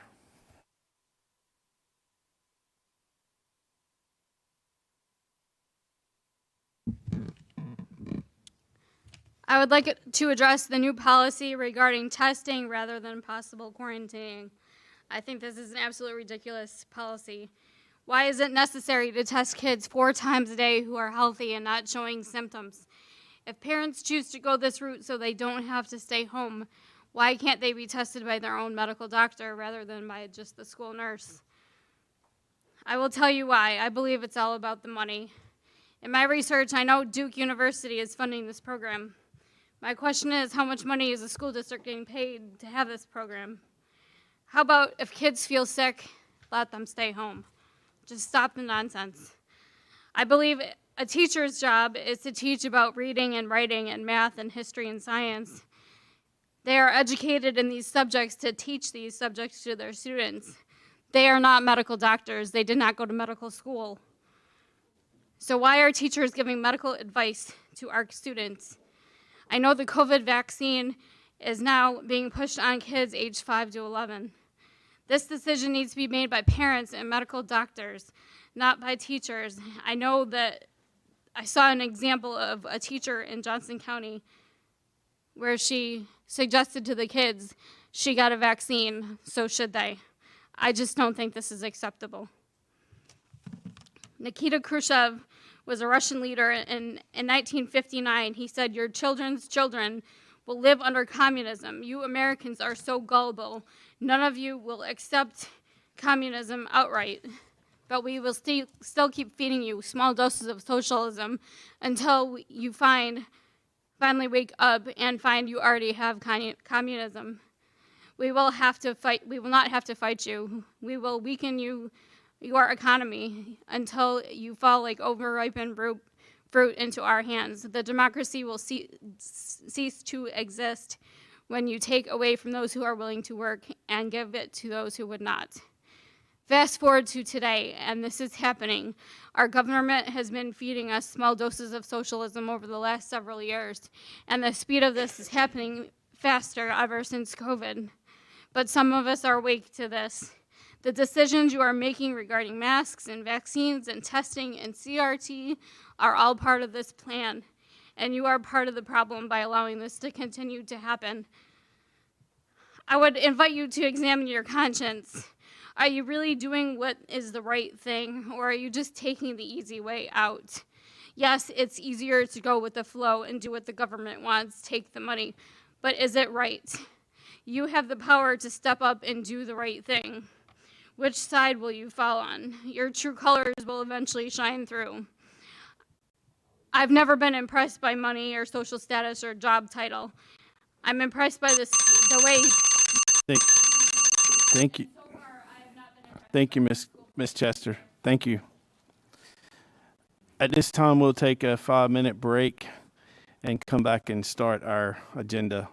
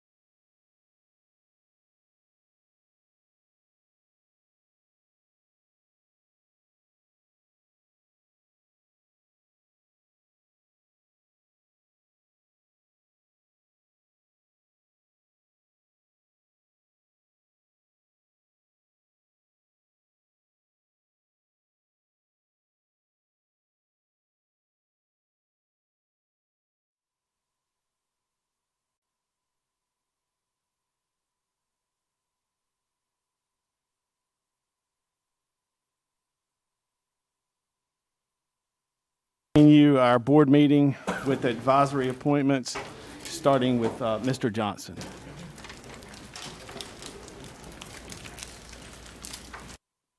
Yes, sir. Smithfield-Selma High School Principal David Allen has requested 3 new members, LaToya Green Baker, Shannon Masato, and Rick Mercer, to serve on the Smithfield-Selma High School Advisory Council. Thank you, Mr. Johnson. We'll let that be our motion. Now we'll go to Vice Chair Ms. Sessoms. Benson Middle School, the current advisory council members at Benson Middle School and the principal, Dr. Dana Jernigan, have approved and recommended the following applicant for pending board approval, Mrs. Molly Herring, for a 3-year term for appointment. At South Johnston High School, the current advisory council members have approved and recommended the following applicants based upon board approval. Ashley Anderson, 3-year term for appointment. Jamie Pierce, 2-year term to fill John Webster's vacated position. Thank you, Ms. Sessoms. We'll let that stand as our second. Now we'll go to Ms. Andrews. Yes, Mr. Chairman, Dr. Carrie Evans, principal of Swift Creek Middle School, recommends 2 new members, Kristen Capps and Brittany Matthews, to serve on the Swift Creek Middle School Advisory Council. Thank you, Ms. Andrews. Dr. Bennett Jones of Clayton High School recommends 2 new renewal members, Ms. Addie Rawls and Kevin Hubbard, and 3 new members, Tracy Ashley, Lisa Lee, and Carrie Robertson, to serve on the Clayton High School Advisory Council for 3 years. That concludes our advisory appointments tonight. We have a motion and a second. All in favor say aye. Aye. Aye. Motion carries 7-0. Dr. Bracy. Mr. Chairman, at this time I ask that the board approve consent items numbers 1 through 6. Entertain a motion to approve. Second. Motion by Mr. Johnson, second by Mr. Wooten. Any questions or comments? If not, all in favor say aye. Aye. Motion carries 7-0. At this time, I'll call on Dr. King.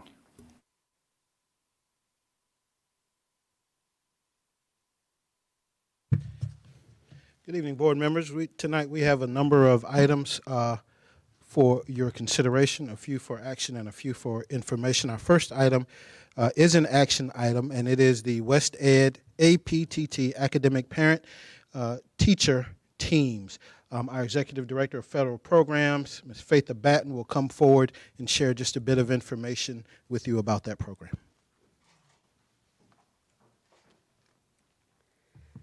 Good evening. I'm bringing West Ed APTT contract for renewal. APTT is Academic Parent-Teacher Teams, and this model is presented to teachers in schools so that there can be very in-depth conversations about how parents can more effectively work with their students so that teachers can give them tools, strategies, and grade level information. So you think about conferences happening at the school level, and parents may seem like they understand the data that's happening, but through these meetings, parents are given the tools to give parents, teachers are given tools to parents so that the parents can go home and work with their students through activities and hands-on. APTT talks about involvement is great at schools, and that's what we want in this district, is as much involvement as we can have. But the engagement piece then takes it a step further and gives parents the ability to actually use strategies and tools with their students at home, so there's not a guessing about the homework that's maybe being done right or the strategies that teachers are giving, but the parents are able to use these tools through the strategies that are presented so that they are effectively working with their students and they can show growth over time. APTT goes into schools 3 times a year. These meetings that are held during PLCs so that teachers aren't pulled out of instructional time or after school, whichever the training sessions may go, are then focused on standards so that then the teachers take the standards and look at what skills go into the standards. And then the parents are presented with the information about where their children are on the data. So you hear a lot about Case 21 or MAP data, and those scores are presented to parents so that the parents are understanding they can work on the skills to improve those scores. In addition to the teacher meetings, get my papers right. There's also going to be offered a parent engagement toolkit for the district level so that we can look at strategically through the district what information can be shared with schools through PD and talk about that engagement piece and talk about if there's barriers, what ways to address that, and building the capacity for parents at a district-wide level, not just Title I schools. This cost is for 4 schools this year. We've had 2 that have been doing this project. So it is a renewal contract, and the cost is $130,000. Are there any questions I can answer about that? What? Okay, 2 schools have been doing it. Yes. So are we talking about Selma Elementary and Selma Middle? Yes, that's right. Okay, so and so we're adding to this Benson Middle and Princeton E. That's right. Okay. Mm-hmm. How effective has it been? Tell me the participation of parents and students, and is there a percentage you can tell us of the student population of how many parents have been engaged? I don't have a number for that, but I can tell you that this is done through each homeroom at the school level. And after the first set of meetings where it's advertised and parents are really contacted by the teachers to come and take part in this, when there's barriers, those meetings happen and the guidance counselor and teachers come back together with the coaches from APTT and talk about how to address, do there need to be other sessions other than what's offered to begin with, and then address parents' needs that way so that it's not just a one-time, we're done. The other thing I can add is that some schools have said, the 2 schools that have experienced this project have talked about the comfort level that parents, they adapt to, they grow because they're able to understand the data. They're not just hearing information and hoping that things go better for their child. They're given activities in which they can perform with their students, or maybe a brother or sister could help at home, so that they are actually seeing when there's growth, they feel like they have actually had part in that and they can know that they are responsible for that as well. All right, do we have a prescribed number of times we try to meet with them each semester once time or twice a quarter or whatever? It is set up to be after the first semester, after the first 9 weeks, there are meetings subsequently after that. Does that make sense? 3 times is when the coaches come and they do pre-planning with the teachers, and then there's a parent night that is, which is addressed, and parents are invited to come those nights. So each 9 weeks after the first one. All right, would parents be exposed to these coaches, or is that just for our staff? That's for the staff and the training that goes into there, and then the teachers are held to give the information and share with the parents. Is this sort of like parent conference on steroids? Or It training could a be, parent conference? yes, Okay. because the information that is given is quite a bit, but it's done in such a way that it's very understandable, and it takes the apprehension of not being able to ask questions or not having to be able to feel like there's barriers to the data. Any other questions? This is an action item. I'll entertain a motion. So moved. Motion by Mr. Johnston, Second. second by Mr. Wooten. All in Can I ask one more question? Sure. Is it our intentions to continue this after this is for this school year? Yes. Okay. Is our intentions to increase it, continue to increase it across our district in our which schools? Well, it's Title I specific. In our Title I schools, but And then one of the components of working with APTT is that a staff member is chosen to be, they call it a champion staff member, so that when the coaching backs off, there is a person there that can answer questions and be the go-to person for any challenges that may come up or to continue the process once the coaching is backed off. But is it our intentions to spread this out Yes. and have this done in all our Title I schools or in certain Title I schools? It is Or the is it just- intention for all Title I Okay. schools. Thank you. All right, we have a motion and a second. All in favor say aye. Aye. Aye. All opposed, motion carries 7-0.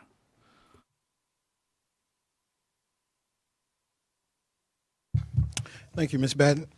Our next item is the annual reform model report.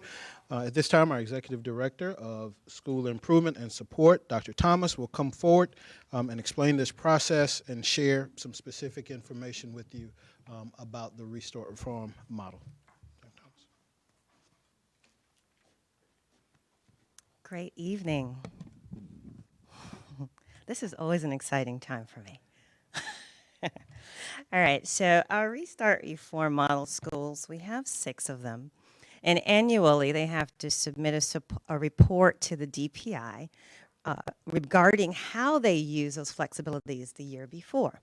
And so as you can see on the slide, when we speak about Restart Reform Model, this model actually allows schools that are continually low performing to improve using flexibilities that are charter-like. That's all it is. And so with that said, we have 6 Restart Reform Model schools: Cooper Academy, North Johnston Middle School, Benson Elementary, Benson Middle, Selma Middle School, and West Smithfield Elementary School. You'll see with the green check mark, those are the flexibilities that each school has, but where it says 2021, those are the ones that they actually used last year. So you don't always have to use every single one that you're approved to use. You use what's needed so that you can improve achievement for the children at the school. That's all it is. All right? And so the report covers last year, and really what DPI wants to hear is what types of successes have these schools had using the flexibilities.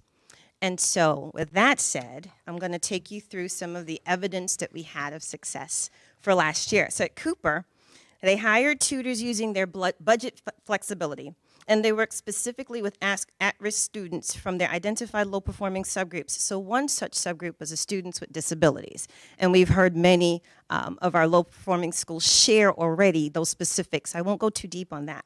But as a result of these target tutors, the students with disabilities subgroup increased by 3.4 percentage points in overall proficiency. So they had success using that. North Johnston Middle School had stipends and incentives provided to students who were tutored, and then the school secured instructional resources so that students could have more hands-on learning experiences in math, science, ELA, and their enhancement classes. Subsequently, the overall performance composite increased by 0.6 percentage points, and remember, this is during COVID, right? From 36.6% to 37.2%. North Johnston was one of 103 schools statewide that increased in proficiency in 2020 and 2021, and 8th grade science proficiency increased by 8.8 percentage points. Benson Elementary School used their budget flexibility and purchased Gold Book to increase overall achievement in math and reading. As a result, specifically 3rd and 4th grade students demonstrate a 1.6% increase in reading performance, and the students with disabilities subgroup demonstrated an overall performance increase of 6.1 percentage points. Benson Middle School, they focused on recruiting and retaining staff, and they've been doing this for quite a few years. This focus allowed the school to ensure that there were 0 vacancies at the end of the last school year. Also, there were 2 teachers they had secured using employment requirement flexibility in 2019. These teachers actually helped to improve the culture of the school and increase morale for their students. And they have soft data that supports this information based on the relationships that those teachers built with their students. At Selma Middle School, and I promise you this could be so much longer, but stay with me. At Selma Middle School, staff was hired using the employment requirement, and this resulted in several staff members completing their lateral entry requirements so that they could move forward and receive full certification. The flexible staffing allowed for a 50 percentage point increase on the spring 2021 Panorama Survey, and the teachers and staff having a favorable perception of feedback and coaching. So they moved from 28% to 78% favorable for coaching and feedback. And then there was a 57 percentage point increase also noted in teacher responses to the question, how do you learn about teaching from the leaders at your school? So they moved from 25% to 82%. Please also note that at Selma Middle School, science surpassed their EVOS projections in 8th grade by 3.41% for last year alone. I'd also like to say for West Smithfield Elementary School, which is our last Restart Reform Model school, they used their calendar flexibility, and they increased their school day by having a hyper focus on student achievement. As a result of this focus, and I think they had extended their school day by about 10 to 15 minutes, and so as a result, 3rd grade reading proficiency increased by 7 percentage points. And 3rd grade math proficiency increased by 11 percentage points. So these are some of the evidences of success. Again, I could be here all night with you speaking about successes, but we won't do that. We would like for you all to share any questions you have and also move to just approve their 2021 report that's going to be submitted to the DPI. Any questions or comments? I got questions. Go ahead. All right, when a school goes into the restart model, are there expectations in terms of, all right, what is our timeline to move these students? I see all these numbers, but these schools have been and I hate to be a downer here, but they've not moved. So, and for the public's consumption, we have had school improvement plans presented to us by these schools, and they have some really good plans, and they have some really good goals. But my concern is, as you look at what has happened, you know, they might meet growth 1 year, 2 years out of 3 or 5, but mostly we're not meeting growth. We're not moving our school score. And I'm just, you know, I just wonder, you know, what is different? I mean, the results are students learning. You know, I like third grade reading in West Smithfield, and I like third grade math. And I'm glad teachers are feeling better about the school environment. But the bottom line is we're supposed to teach kids and we're supposed to move these schools. So that's a broad question. It's a frustrating question for me to ask, but I have to ask, you know, when do we start moving it? And that is actually an excellent question. When you think about where our schools are coming from and when they started with the restart model, 2017, 2018, our district honestly did not have systematic ways of supporting the schools, okay? Which is why you see so many years of maybe flatlining, so to say, okay? But when we think about the fact that we have designed a differentiated plan of support, and we're literally wrapping our arms around every single school. Many of you you're all aware of our wraparound support meetings.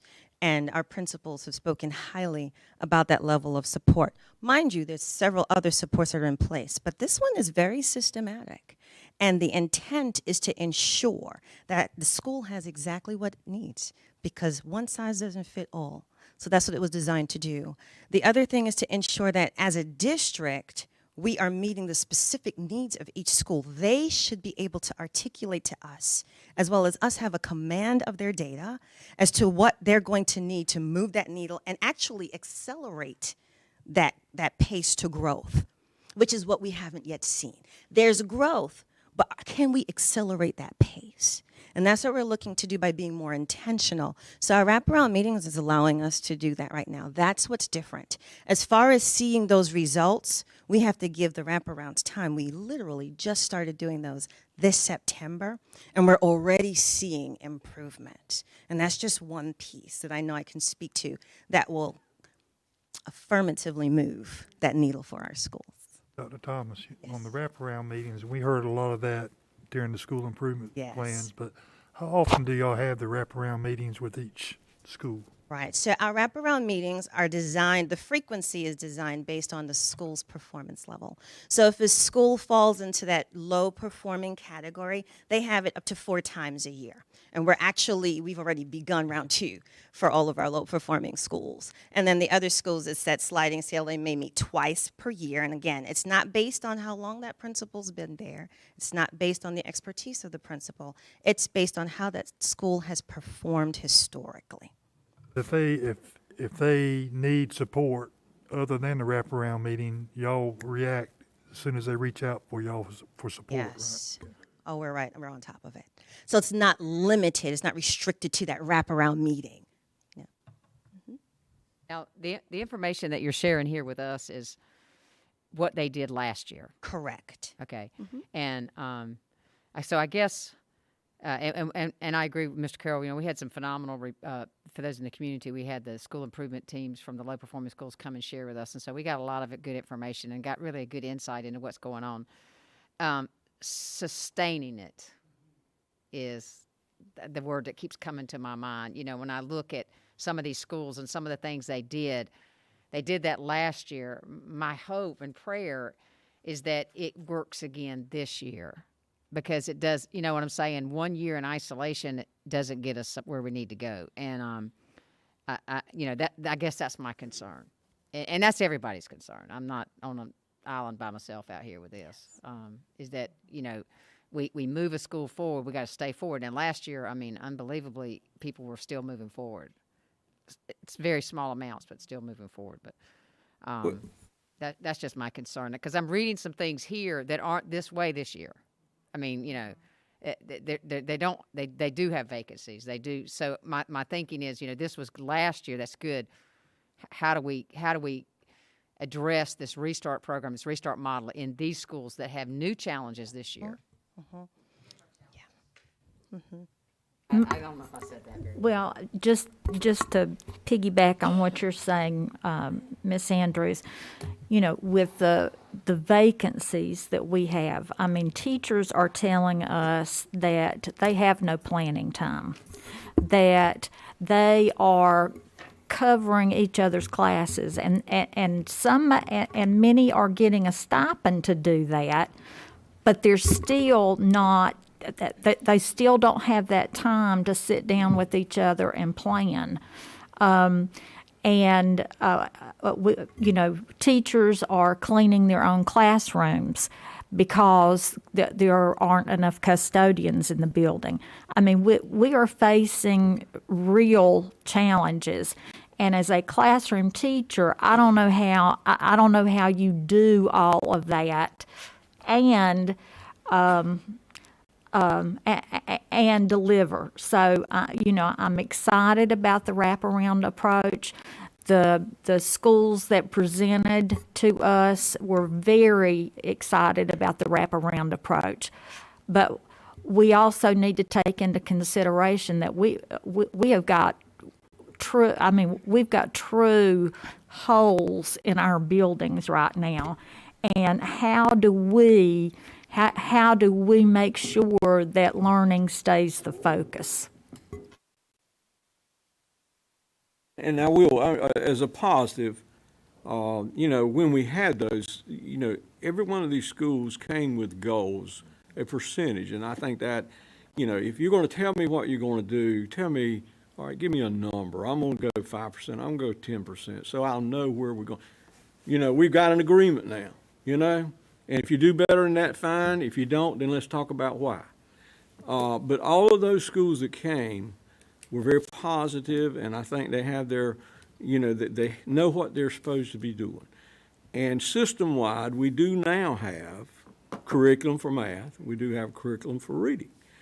And we also have expectations and a goal for everybody. And I think that's critically important in terms of what we haven't had in the past that we have now. So I was encouraged by them that most of them, was it 10%? There was a 10-point improvement, I think, that they all embraced, which is, I think, a fairly aggressive goal, and I applaud them for doing it. But, as I said to a lot of them, we'll see you in June. We'll find out. And I think time will be the ultimate measurement, but you had what you mentioned. But what I was most impressed by was the confidence that was displayed by the leadership. You can tell sometimes when someone's selling you a line. And with those principals that came in here, that was certainly not the case.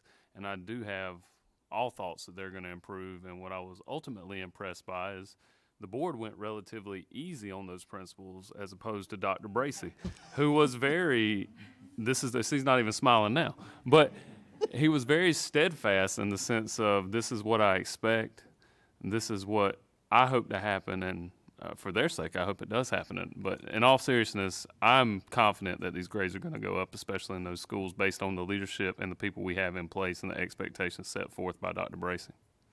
Also, with the 3 areas, while we're doing this, I think their expectations were high. I had the pleasure of working with Mr. Byrd for a brief time, and I understand his expectations, and you will meet those expectations, and Ms. Whittington and Ms. Leathers as well, and Dr. David Pierce. So I think we've got the system in place set up by Dr. Bracey for nothing but success. I agree. And I know we're getting off topic here, but in the presentations, and for those of you in the public, the principals can come in here and they can talk the data. And I can't tell you how important that is. When a principal can come into a meeting and say, my third grade is performing right here in reading. My fourth grade's doing this. My fifth grade's here. We need to get here. When our instructional leaders can communicate in that way, then we know that it's being communicated to our teachers and then down into our, and we own it. And I agree with Mr. Johnston. You know, I just feel so good about where we're going, because we can have those discussions now about where we are and where we want to be, and that's the start of any good thing that happens. I couldn't agree more with everything that was said. You know, they did analyze their data, they dissected it down to the core, and they owned it, like Ms. Andrews said. And you know, it wasn't them looking at a sheet telling you what their data was. They were actually spilling it out from memory, that they knew their data and where they needed to improve.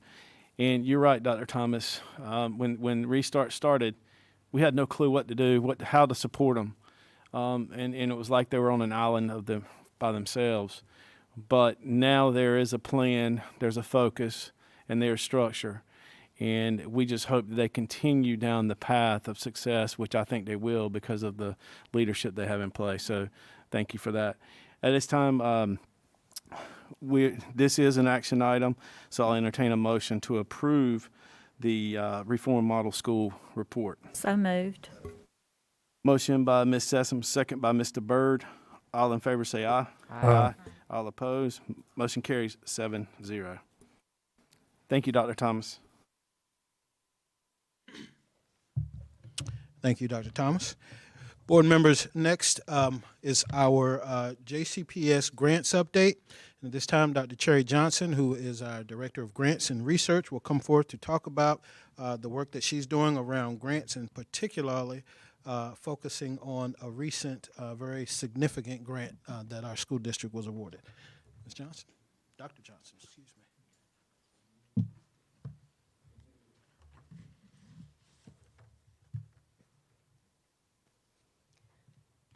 Good evening. As all of us move forward together toward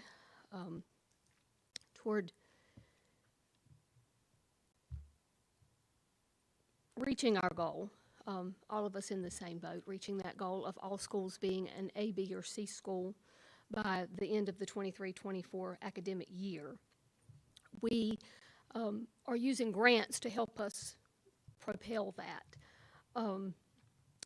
In particular, this is part of our alignment with the North Carolina Department of Public Instruction Comprehensive Needs Assessment rubric. That rubric indicates to us that leading districts are seeking grants to go beyond the allocated funding to get where we need to go. We certainly want to be a leading district, and we want to be able to demonstrate that as we are approaching our reaccreditation process. We have managed to do well with grants, even through COVID. You can see that we held steady, even though some applications were not opened up by funders during the COVID period when students were not in buildings. And we have recently been able to move forward when more applications were opened to do even better. Since the fiscal year began July 1st, we are at well over $3 million in grants, and we anticipate a significant amount more coming through. So that will certainly help us toward reaching our A, B, or C goal. And most recently, we ranked nationally in a grant that we got. It was a United States Department of Agriculture RUS grant that will help us with some technology that will also address some of our SEL needs, help our staff be better equipped. And this was particularly significant because not only were we the largest grant in the state, but of 105 that were awarded nationally, we were third, and third by only a few dollars, because the cap was $1 million and we were right at that amount. So we're particularly pleased with that. And again, this will help us with our alignment and reaching the leading school district status that we would like to reach using the assessment rubric. So at this time, I'd like to address any questions that you have, and say that we look very much forward to continuing this mission of propelling all of our schools forward using grants. Any questions or comments for Dr. Johnston? You go. Oh, go ahead. Well, I was just going to ask, I was looking at this list and see that South Johnston, will this aid them in their Ideal Academy? The Russ grant, not this one in particular. South Johnston is one of 19 schools that qualified based on location and poverty level for this grant. But even though this is a USDA grant, it is through rural services. It is through the Rural Development Office and Rural Utilities Services. So what they do is take technology in education and telemedicine to areas that are in dire need, and that is gauged on a rubric by the location and the population and the income levels. So while they will be getting a significant amount of technology, it will not directly impact only the Ideal Academy. You know, it states here that leading districts, it's going to support schools in meeting SEL, health, and technology, which you were just talking about. Can you give us an example of what that support would look like? Is it SEL? Is it health? Is it technology? Or is it all together? Or what's an example? Of the above. Specifically, what this will do is put technology in the schools. Each of the schools on our list will receive some larger units for communicating by distance as well as within the classrooms, and some smaller units to go in counseling offices or nurses' offices, wherever is deemed appropriate by that particular administrator. And so it will allow for a multitude of things. It will allow for professional development, cross-campus, that will help teachers deal with students in crisis and families who are in crisis. It will also allow access remotely to certain services. We are actually in a mental health care provider desert. I was quite shocked when I was running numbers for this grant application. North Carolina is significantly behind some other states in the number of providers that we have, but Johnston County is far below that average. And in the meantime, one of the focuses of the grant was the opioid crisis, and they wanted to know how many families we have, how many people were impacted, and we are actually in a high opioid area, as is our grant partner, Tyrrell County. So helping our staff deal with this is good, but then also the other piece to that is going to be that as school personnel and the parent deem appropriate, we will be able to provide some support. Now, that support may be part of a student's behavioral or MTSS plan. Depending on the treatment protocol and what has been developed for that particular student.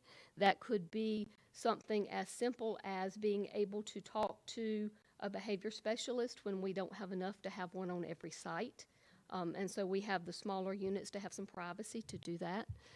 Or if the parent says, I need for my child to visit a mental health provider, but there is not one in Johnston County who can see my child for the next 4 months, which is sometimes happening.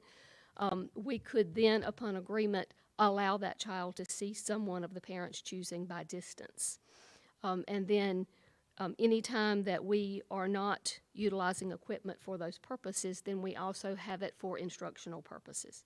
So it's a winning situation. Dr. Johnston, could you tell us the duration of the grant? Is it just for 1 year or several years?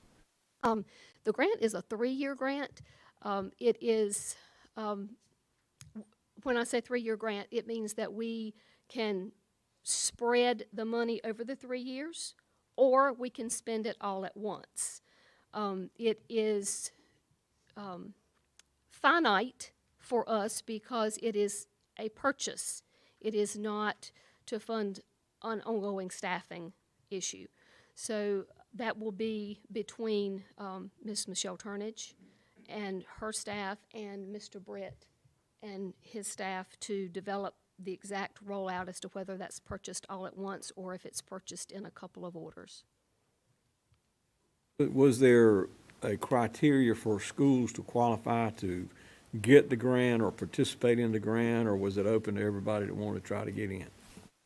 No, to be eligible, the district has to look at a matrix that they have in place and some much akin to a rubric, and look at poverty levels within those attendance boundaries, income levels, a rurality score.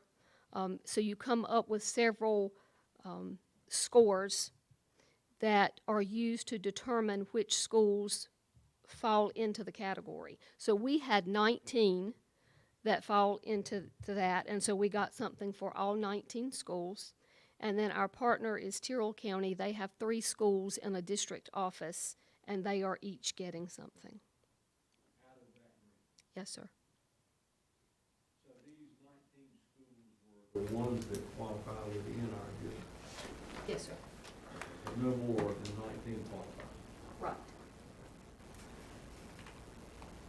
Well, Dr. Johnson, first of all, I want to thank you for your hard work on this because, as you said, we are in a desert in terms of, in our local area, in terms of mental health providers. And this is going to be a valuable asset for our families and keeping our children in school. So thank you for making this happen. And I know that we have several other schools that have entered partnerships with other areas that have on-site mental health. So this is just broadening the effort in reaching our children. Thank you. Any other questions for Dr. Johnson? What I asked that question for, schools that I thought would, based on any kind of criteria, maybe qualify for this.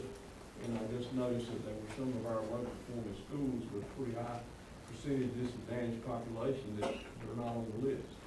That may be because of where they physically fall. They have to be in what's considered a rural area. To qualify favorably for that area under USDA regulations, you have to be at a population of 5,000 or below, and they do that based on certain geographic locales that's on their map. So we have to use their mapping system to determine that. Thank you, Dr. Johnson.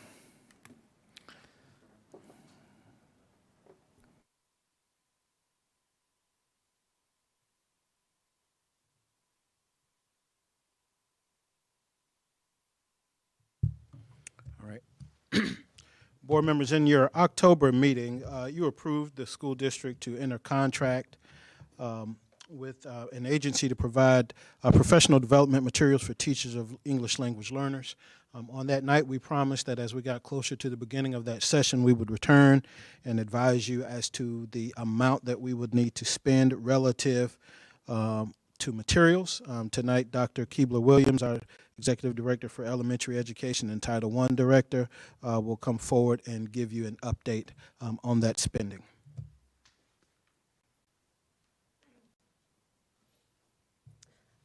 Thank you, Dr. King. Good evening, everyone. As Dr. King mentioned, I am here tonight just to ask for your approval regarding the amount of funds that we'd like to set aside for materials and stipends if needed based on scheduling for professional development for teachers of English learners. So we are asking to use Title I funds and set aside up to $66,000 for that purpose. This is an action item. I'll entertain a motion. Motion by Mr. Carroll. Second. Second by Mr. Wooten. Any questions or comments? When is this training done? It will be done, it is set up to be scheduled at each school, so they are doing it at their school sites virtually. So and they are divided into cohorts. So the first cohort will have their initial training starting next week, and it actually spans over the remainder of the school year by cohort.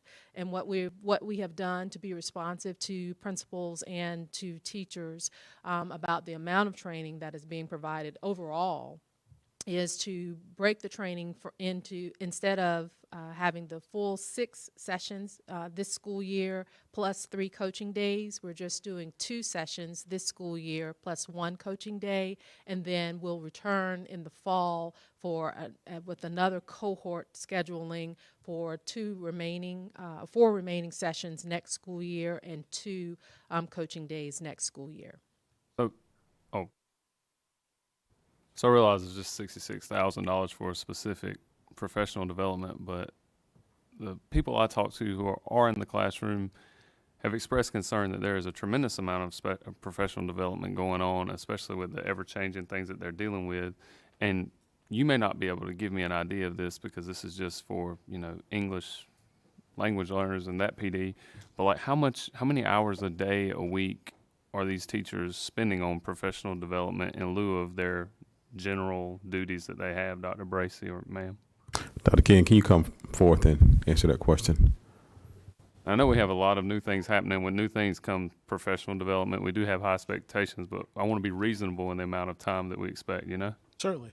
It'd be difficult to speak to that specifically, but what I can tell you, for instance, with the math rollout, and that is probably the most extensive professional development ask that we are doing right now. What's being asked of teachers is that by grade level, they are generally being asked to come to a session that lasts for approximately 2.5 to 3 hours. And I believe each grade level has done 1 session so far, and we are now beginning, we've gone through the elementary grade levels. We're now, in fact, we had our first middle school sessions actually today, and we'll begin the high school sessions in short order. These particular sessions, again, this is a part of our division-wide Title I project. And it's important to note that this is a program that was developed based on principal input, based on what, Title I is not, we aren't required to have a division-wide project.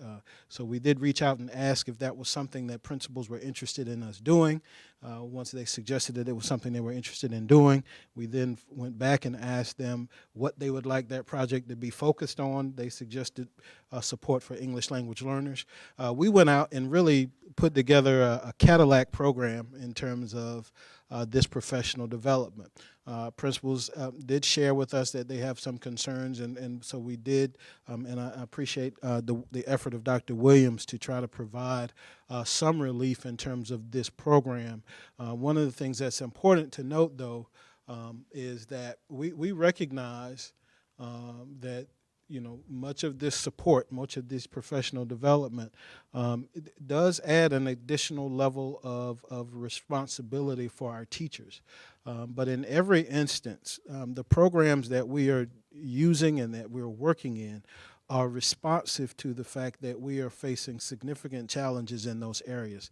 Our English language learners are our fastest growing population in this school division, and frankly, with the possible exception of exceptional children, we are frankly doing the worst job of educating them of all of our students. And so we are in a scenario where we are in an emergency situation as it relates to their support. Obviously, with the math program, You know, it's a new program, and so it's not possible to roll it out without professional development. And so we do recognize that it has been a challenge, but we are trying to make sure that what we ask folks to do are only those things that are the most essential at this moment. So I hope that answers your question. Yeah, no, I mean, I don't know if anybody else is hearing the same concerns, but I do know that, you know, I had a friend tell me that she is out of the classroom 2 or 3 times a week in some instances trying to get the PD done over a period of time. Now, I mean, I'm reading it now, but I mean, there's just quite a bit of PD, it seems like, as far as, you know, with all the new stuff we're doing, and I know we're having new programs and new rollouts, and I just want to be sure that they can manage it, because, I mean, it's not just one source. I mean, has anybody else not heard this? I mean, they're saying that there's a tremendous amount of PD, and that expectation on them is great. Doing just math PD? We're primarily doing math. We are in the 3rd year of the rollout of the English language arts, and I think there's only been 1 English language arts session so far this year. Okay, but now we've done math for elementary. You said you did some middle, but we've done some for high school, haven't we? I think there's been 1 session for high school so far. 1, yeah. We've heard the same thing. I've heard the same thing as Mr. Johnson. Now, this particular PD for ELA, when I said when would it be done, is it going to be something that's done during the day? Is it something, how is it being rolled out at the school level? So it was intentionally scheduled to try to prevent teachers from having to leave during the school day. So it will be scheduled at the school's discretion after school or before school. Session would be how long? 1 hour. And I think we had a discussion when we were talking about our math curriculum. We were talking about, you know, we knew we were piling on a lot of professional development, and we also acknowledged that this was going to be an unusual year. But once we get through this year, I think we're over the hump. Is that right, Dr. King? Come on, man. Come on, help me here. You know, Mr. Carroll, I'd love to say yes. To that question. We had an interesting conversation about that the other day. You know, the way I characterize it to folks is that, you know, we really are facing a bit of a new normal. And so the challenges that we are facing in terms of implementing curriculum and resources that we are facing today are the challenges that we are facing today. I don't know that there won't be new challenges tomorrow. Is what I am, you know, just in a place to say to folks honestly. The reality is, and you all know because we've had these conversations, the reason that we are kind of in the place that we are in terms of English language arts and math is that we haven't had a curriculum in place, as I understand it, for nigh on to 2 decades. That's also the case with social studies and science. And so the reality is, the only way for us to address that is we have to go out and identify curriculum resources. And I don't believe, though I know it is a challenge, I don't believe it is the desire of this board for me to go out and ask you to spend $2 million on resources and then kind of just plop them down in buildings. Those resources will only be as successful as we train our teachers in terms of their use. Now, in addition to what we have as realities here in our district, there are some realities that are coming to us and impacting us at the state level. In short time, we'll be talking about letters training that the General Assembly has required all K-5 teachers to complete. And we are currently working on a plan to make that happen in Johnston County. We are in cohort 2, which right now is scheduled to begin in the spring. We are working very hard to develop a plan that would, and we'll come forward and ask this board to help us with that plan such that we would be able to provide some opportunities for our teachers, our K-5 teachers, to do that training in ways that won't require them to leave their classrooms. But that is going to require a great deal of support from you all, and that is certainly going to require a great deal of effort on the part of our our teachers. I also want to be clear. We have a significantly a state superintendent who has a relatively aggressive program and plan for revising and altering the way we do school in North Carolina. And so, what I told a group of folks this week is she doesn't allow a whole lot of grass to grow under her feet. When she decides that she's interested in doing something, she moves very quickly. And this letters training is a perfect example. And so I think we are at the front end of learning about many of those plans through her Polaris project.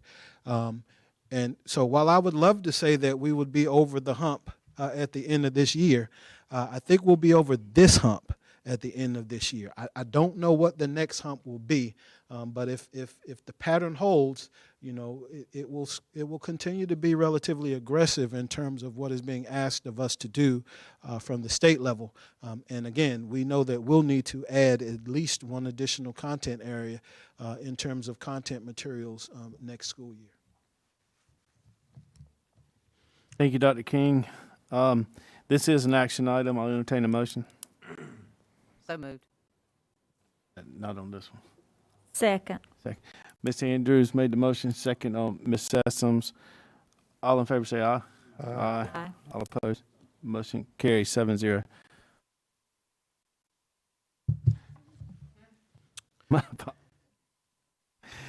Final item tonight is a summary of our fall panorama survey. Ms. Christy Thompson, our Director of School Accountability, will come forward, our Executive Director of Accountability and Testing, will come forward and share that summary with this group. Board members, thank you for your patience this evening. Good evening, Chairman Sutton, Lady Vice Chair Sessoms, Dr. Bracy, board members.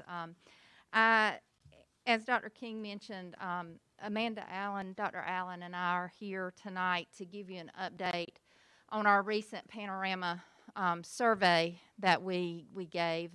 The fall administration was given in early October, October 4th through the 15th. All of our schools did participate. We surveyed a little over 18,000 students, which is about 61% of our population in grades 3 through 13. The survey is given in those grade spans. That is up from 50% from last spring. We also surveyed just over 2,000 teachers, which is about 89% of the group surveyed. In the spring, we were at 81%. So in both categories, we saw an increase there.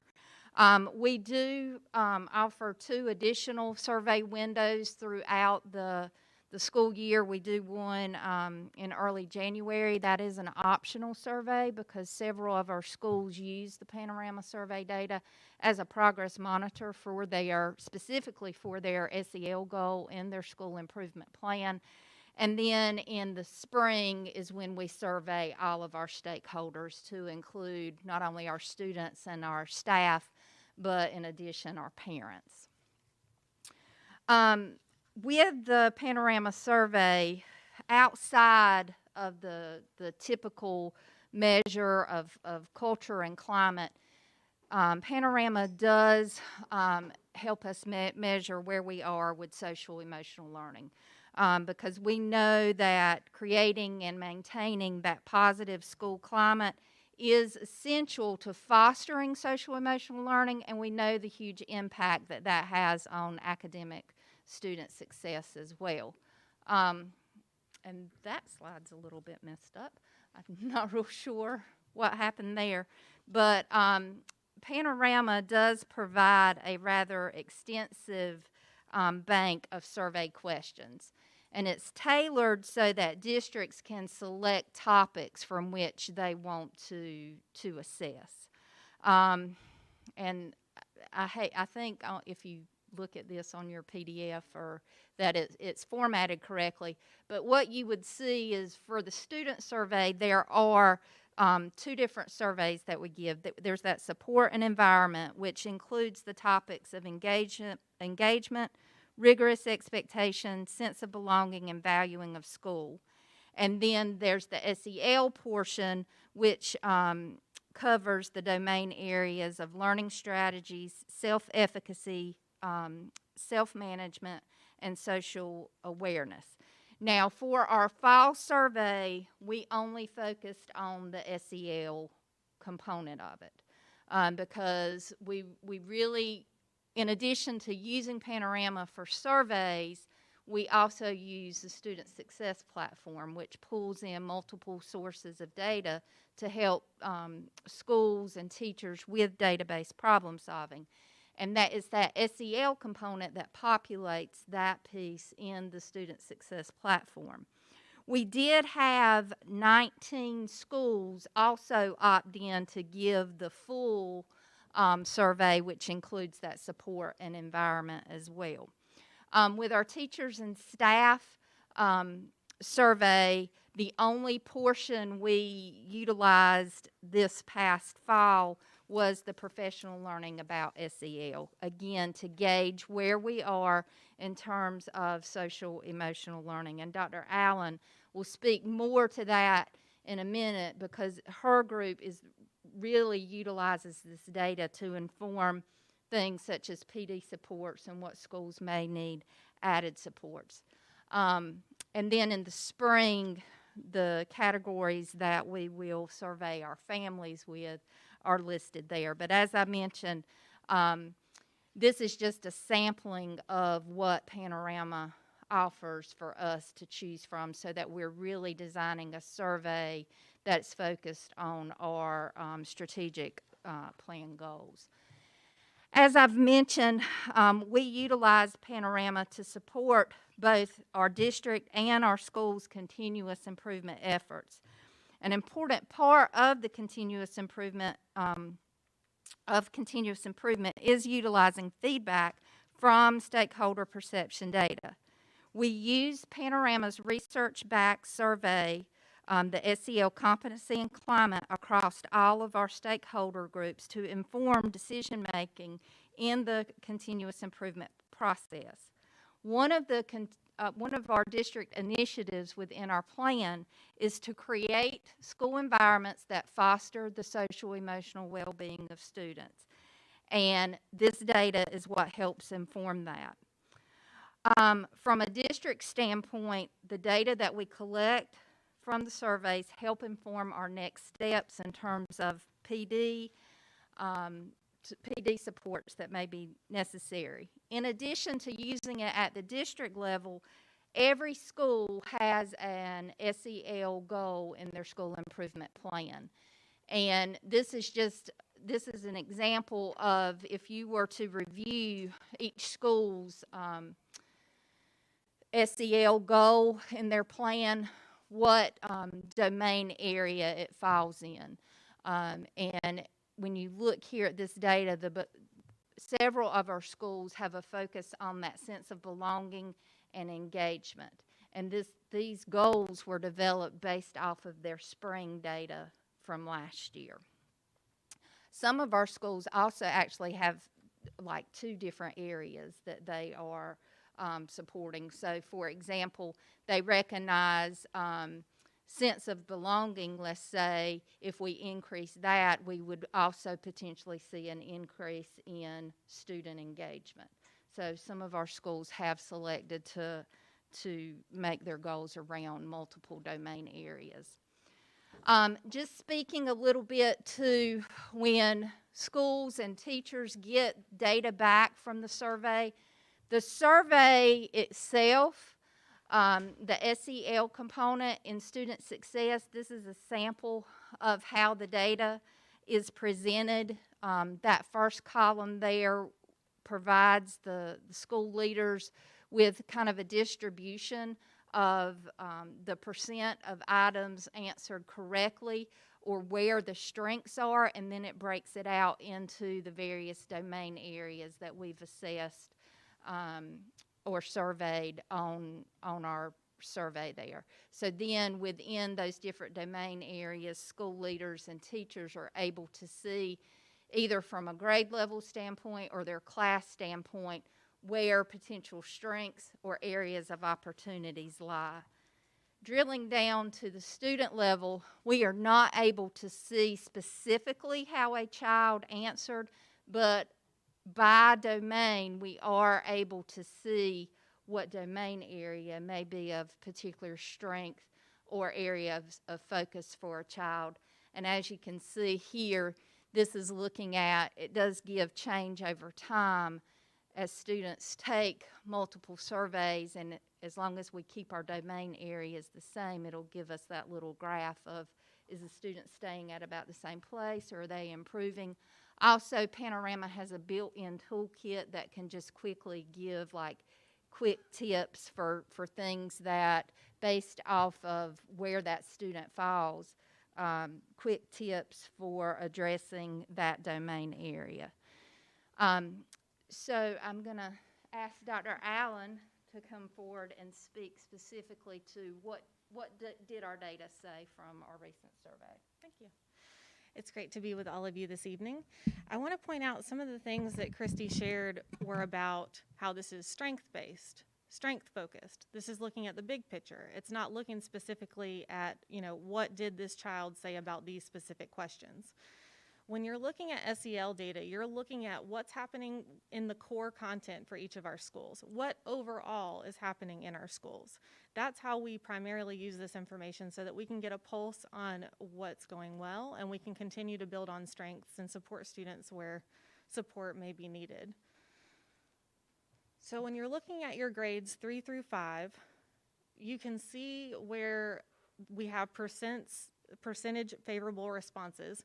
It's important to note that we have 5 options that are given to students to respond. And I don't know how many of you frequently do the middle option on a survey, but if the middle option is done, it's not favorable.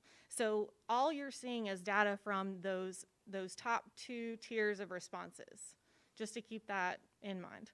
And you can see in the column where it says compared to others nationally, this survey is given, these different components are given nationally, so we're able to norm our information across the nation. And this shows where we fall within that. And then all the way over to the right, you can see our comparative data from when the survey was given in the spring.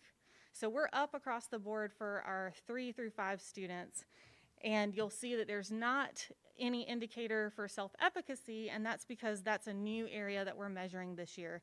And self-efficacy is a very difficult word, especially for our elementary children, but that's not a word that's actually said on the survey. What that is measuring is our students' confidence level, and it's asking questions like, how confident do you feel, or how sure are you that you can complete your schoolwork? It's really talking about how they feel they can complete tasks in age-appropriate language. For our grades 6 through 12, you can see how students rated. Keep in mind again that those middle responses from students will not go towards our percent favorable responses. We are up in self-management, which makes me very happy because self-management is a skill that indicates your success later in life. We want to continue to always grow in all of these, of course. And then just like in the other survey, the self-efficacy, we're not going to have a comparative measure yet.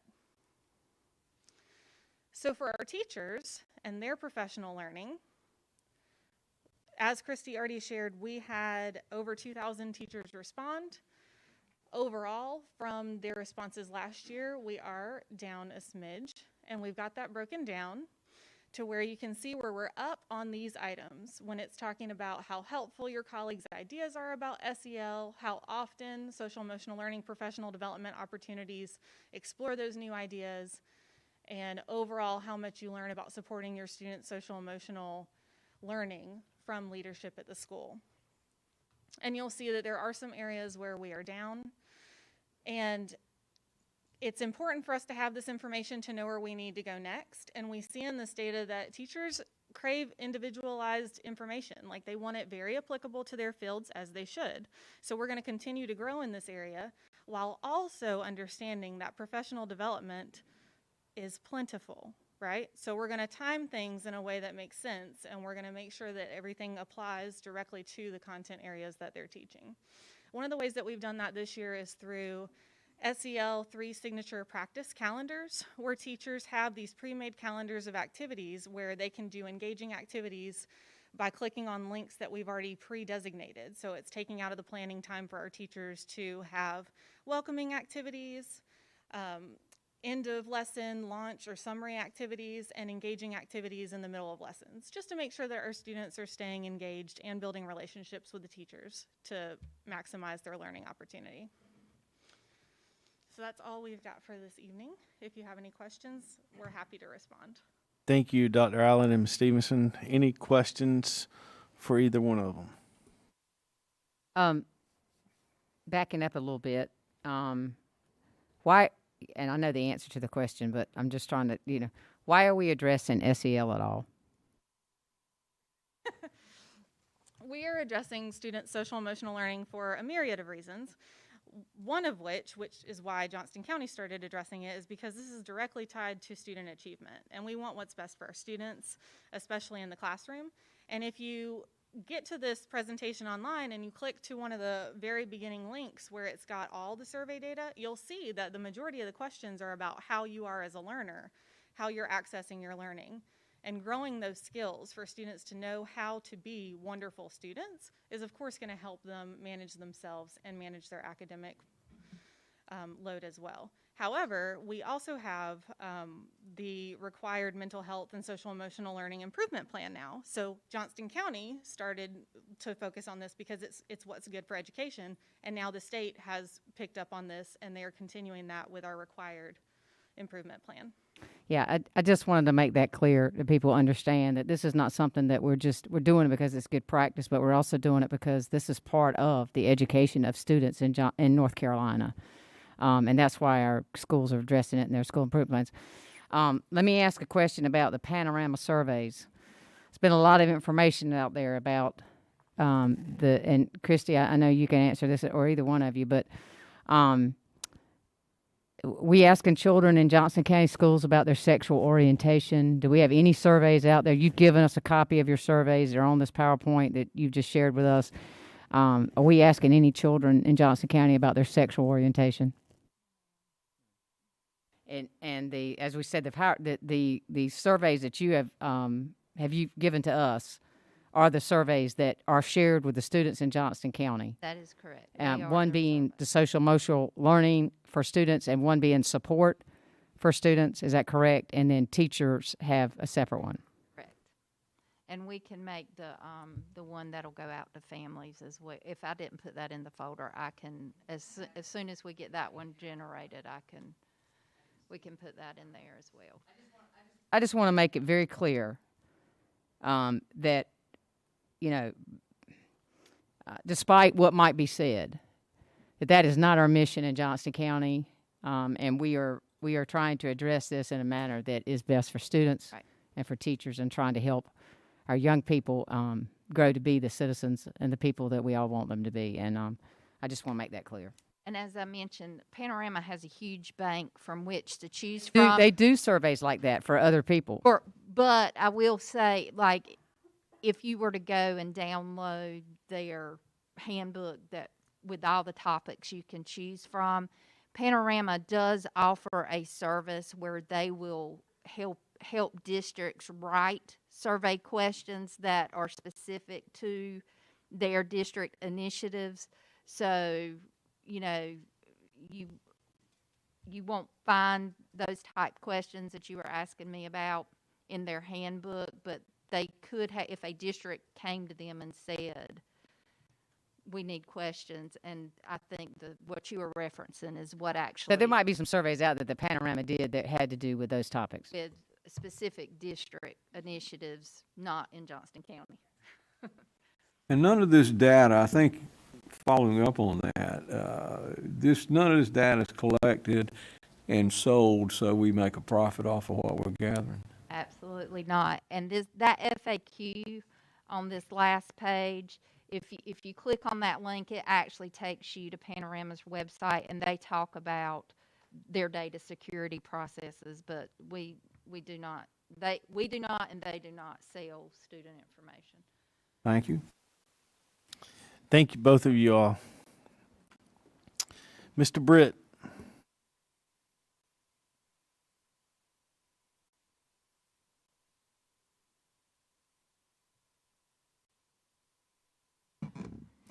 Good evening, board members. Dr. Bracy. I have two items for you tonight. The first one is a item of information. I can sympathize with schools when they talk about the stress of going through testing. In our financial world, our version of testing is when we are audited by our external CPAs. No offense there, Adam. But that's our stressful time. It makes you question whether or not you've done everything over the last year correctly or not. So just to give a little background for those that aren't familiar with how this process works, or for school districts, public schools produce financial statements every year, and those financial statements are audited by external CPA firm that reports to the board.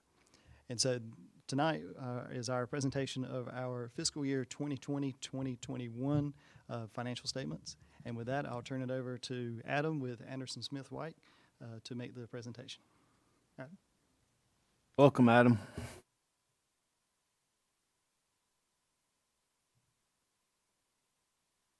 It's hard to believe it's been a whole year since the last time I was here addressing you, but I appreciate the opportunity tonight.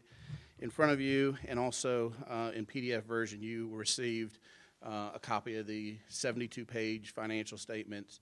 It's a 72-page puzzle. It includes basically the tale of two reporting entities. You have what's called net position, which is important to accountants, important to the GASB, all the regulations. It makes up over half of the information in here. And then there's also the tale of fund balance, and that's where management lives, the board lives, where the budget is. And so I'm here tonight just to point out a couple of pages where you can concentrate focus on that fund balance number rather than net position. We'll go over, I'll point out a reconciliation that takes you from fund balance to net position. That includes hundreds of millions of dollars of plus and minuses for assets and liabilities, the value of buildings. A lot of those pluses and minuses are related to giant liabilities for the pension plan, for the post-retirement benefit plan. Those are really liabilities of the state, but again, requirements have you showing you reflecting your very small percentage of that giant liability. So again, in front of you, the 72 pages, I want to start on page 1. We were contracted to provide our opinion on these financial statements, and page 1 is our opinion letter, and at the bottom of page 1 is our opinion paragraph that basically states that we believe these financial statements are accurate and reflect the financial position of the school system as of June 30, 2021, and the year then ended. So this is what's considered a clean, unmodified opinion letter. And I will say also, you hire us to conduct the audit of management. There is also a third party involved in this contract, the Local Government Commission. They approve the contract. They also review the audit. The audit has been submitted to them and is in the process of their review. So after the opinion letter, there's 10 pages of discussion and analysis. And again, when you read through that, it's important to note that when you're reading, whether you're reading about net position, which includes that change in expenses for pension expense, depreciation expense, the changes in what are called deferred inflows and outflows related to those pension plans and OPEB plans, or whether you're reading about fund balance, again, which is, I think, where management lives, where you live, where your budget is. So again, anytime you're reading through this, keeping that information, whether we're talking about revenues, expenditures, and fund balance, or are we talking about revenues, expenses, and net position? And they're two different things. So the first two exhibits are balance sheet and income statement at the net position level. I would have you skip those and go directly to Exhibit 3, page 13. This, to me, is the most important page in the statements. It's the balance sheet for your governmental funds. You have your general fund, state public school fund, federal grants, other special revenue, capital outlay, and individual schools as your governmental funds. The first column being the general fund, that's your local fund. At the bottom of that column shows that your fund balance for the year ended June 30, 2021 is $23.4 million, an increase of $13 million from the previous year. think last year when I came in and presented the 9.9 million increase, or the $9 million increase, you asked me to come back again next year and do the same thing, and I'm here to doing the same thing. So a significant increase in fund balance. As of 2 years ago, June 30, 2019, you were at $900,000 of fund balance. You can't even cash flow at $900,000 of fund balance. And so because of changes in the budget, changes in responsibilities, oversight, and also COVID created an opportunity to replenish fund balance. And that's really what it is. You've replenished fund balance to a viable, manageable level in the last 2 years. And with that $13 million increase, again, a lot of that being, you received this year over $16 million of federal COVID relief funds through the Education Stabilization Funds, which is CARES, ESSERS, and also coronavirus relief funds that came through the state, also federal funds. That $16 million played a large part in increasing the fund balance by this amount. There are also cost savings related to COVID. Less transportation, yet less utilities, just changing the way education is done in a pandemic. Again, allow for some cost savings as well as the additional funding. So every district we work with this year has added fund balance. They are all utilizing the opportunity to replenish fund balance. It kind of comes in waves. If you look at the last time this happened, it's 2008, a different crisis, a financial crisis, allowed for a lot of federal funding that allowed districts to replenish fund balance. And even in the name of the funds, COVID-19 Education Stabilization. So those right in the name is the intended consequence of the federal funds, is to help stabilize and replenish. This is no surprise here, and this is not abnormal in any way across all the districts I work with and most of the districts that our firm works with. So $23.4 million of fund balance as of June 30, 2021, as well as $700,000 in other special revenue, some grants that are restricted for state and federal purposes, also some funding that's not restricted that used to be included in Fund 2 10 years ago. It's separated out into this other special revenue fund. Again, a lot smaller than your local fund, but it is still local fund balance. So you have $700,000 of fund balance there, as well as $2.5 million of unearned revenue. Revenue that you will earn when you accomplish the task of utilizing those funds for the designated program that they're related to. So that's really like a kind of a revenue waiting to be earned. So between that and the fund balance and local, you really have access to over $25 million of future appropriations. There's also $1.1 million of capital outlay fund balance, a decline of $81,000 last year. Capital outlay of $1 million won't buy you much in these days, but you have significant projects going on, all reimbursed by the county. So when you look at your net position again, which includes assets, you're actually at a positive net position. You have constructed your way into a positive net position. A lot of new buildings, a lot of value added in brick and mortar that offset the negative liabilities related to pensions. So you're actually in a positive net position because of all the construction that's been going on in the last 5 years. You also have $2.6 million of funds at the individual school level spread across all schools. Are there any questions? Again, like I said, to me, this is the most important page in the book, followed by the second most important page, which is 2 pages behind it, and we'll go over that next if you don't have any questions. As we go down the road and these things depreciate. Yeah. As in comparison to our obligation to retirement and that kind of stuff.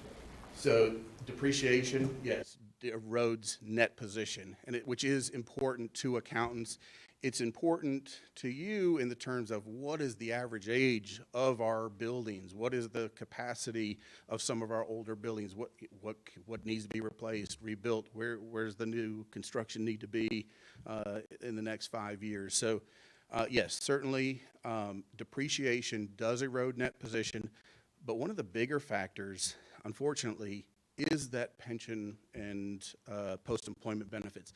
By 0.1% of an actuary's decision on discount rate, or even just a change in market conditions, stock market conditions, or changes in how much administrative costs for medical expenses go up, those changes change those liabilities by tens of millions of dollars just for you alone. So this year we saw the pension obligation go up. That's the retirement benefits for individuals that have retired.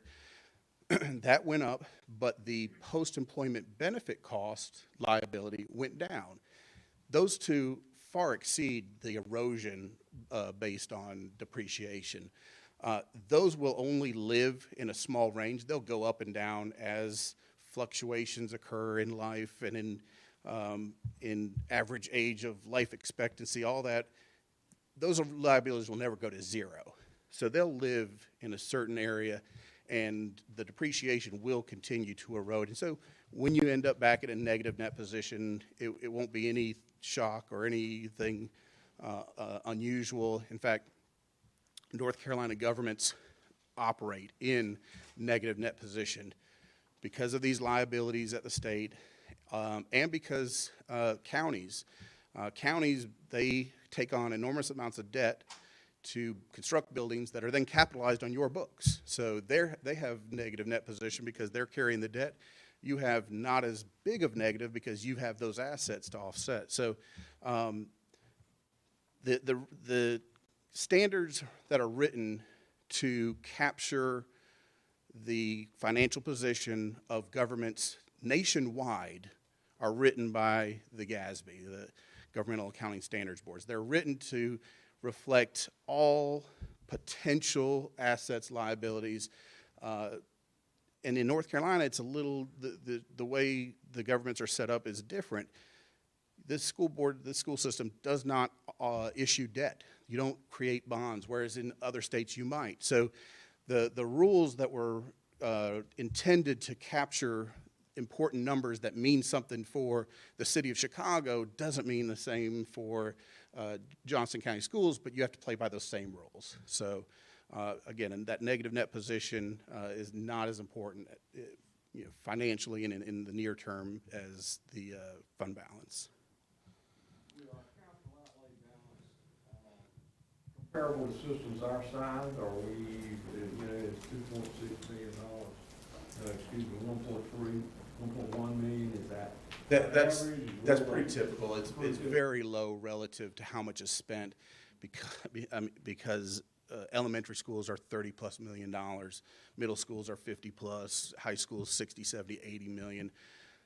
The capital outlay is really managed by most larger districts. It just feeds directly from the county. The county issue the bonds. The county provides the funding to construct. You need capital outlay on hand for smaller projects, for a little bit of cushion to, if a track needs resurfacing and the county, just wants you to, here's your allocation. Here's your, we're not approving that construction. Use that fund balance for that. So this is not unusual. And actually, sometimes it all depends on the county. There's districts bigger than you that have less because they get 100% from the county. They must have every project approved and refunded by the county.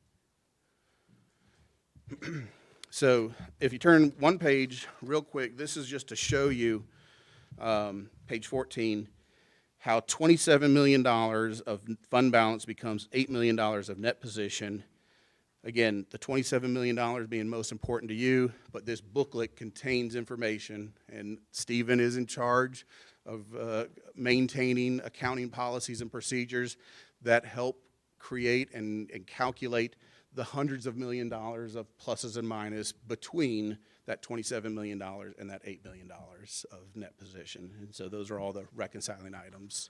Again, most of them related to pension and post-employment benefits.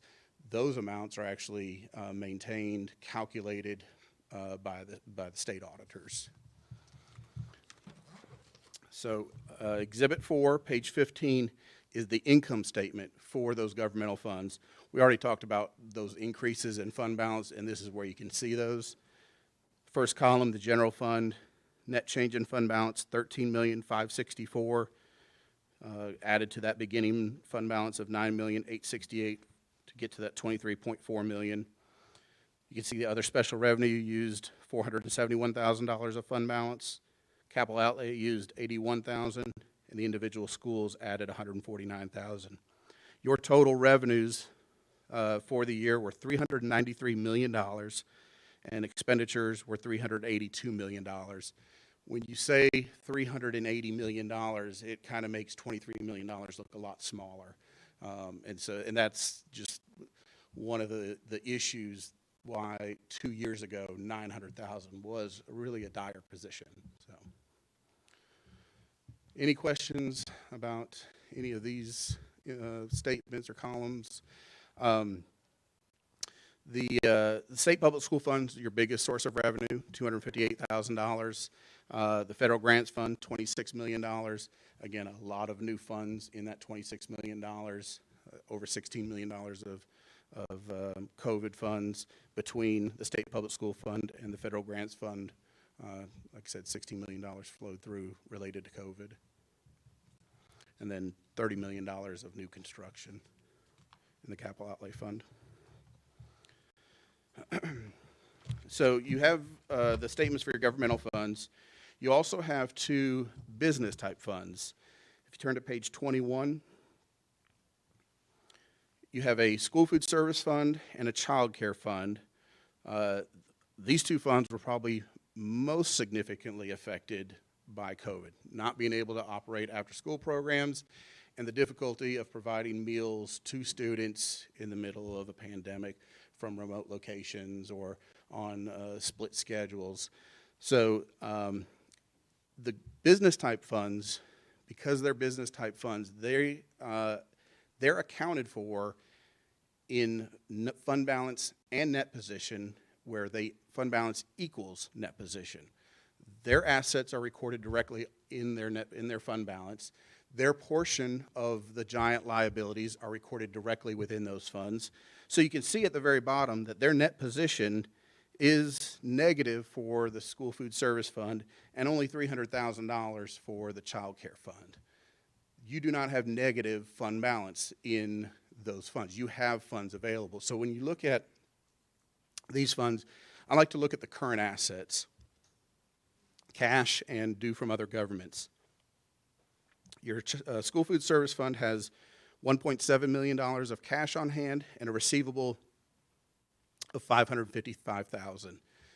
The cash didn't change much. I think it only changed by like $7,000 this year, but you have a lot more receivable because of the ability to serve, or you served a lot more meals in June than you did a whole year ago. So last year you had a receivable from DPI for federal reimbursed meals of $75,000, and this year you have $555,000. So when you look at both what cash did and what that receivable did, you really gained about $475,000 of current assets. That's positive cash flow. 500,000 of it delayed because it was received in July, but that's really cash in the bank come mid-July. So that's a positive operational outlook or income. Revenues were down significantly. In 2019, you had food sales of $3.2 million.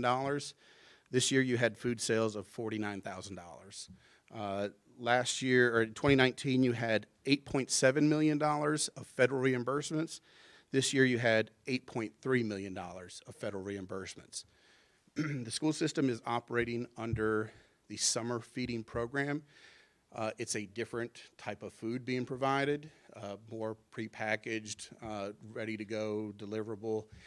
And it's also cheaper food, but it is at a higher reimbursement rate. So you still received over $8 million of federal reimbursements, but your food cost is significantly lower because it is, again, the types of food being provided. Your participation is down, but again, that reimbursement rate is up. So being able to manage the decrease in participation by utilizing effective food cost and food management and salaries. Salaries is a significant expenditure for child nutrition, and not knowing what kind of participation you're going to have throughout the year, that again became an issue that we've seen across districts. Some using fund balance, significant amounts of fund balance because they just weren't able to provide that participation, and then also mismanaged the salaries and the staffing levels at all of these kitchens. So being able to increase current assets by $475,000 while feeding during a pandemic is, again, a very positive position to be in. So any questions about those two? Again, the child care fund, just very little operations, $240,000 of revenue there versus $1.3 million in 2019. So, but those staff were moved into other positions. So you only used $208,000 of cash and still have $1.4 million in the child care fund for that fund. So after those two statements, we have pages and pages of footnotes, again, related to both net position and fund balance, details on all of your receivables, payables, roll forwards of your fixed assets, including how much is in depreciation. Your depreciation runs almost $19 million a year. So that's a significant erosion of net position, but you also added, again, $30 million of construction. So you're outpacing your depreciation right now, and that won't always be the case. There's also pages and pages about those pension and OPEB liabilities, post-employment benefits, including all of the information that the actuaries used to calculate some of the key assumptions used, showing your percentage of that liability, as well as some charts that show those pension and OPEB liabilities over the last 10 years and how they've grown and how the contribution requirements to those amounts have grown. So the current 2021 reimbursement rate is it's over 22%. For every dollar of salary of a covered employee, you're having to pay 22 cents towards pension and post-employment benefits. And that's fine with state and federal, or state employees mostly, because you get that position reimbursed and all the benefits. But when you're paying federal employees, those are federal dollars. Those are real dollars that decrease the amount of service you can provide just because of that increased retirement cost.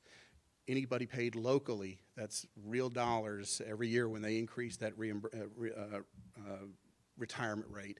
And that retirement rate is showing no sense of decline. So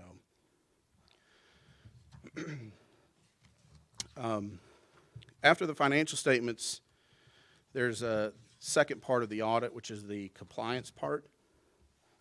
Page 61 starts 3 letters.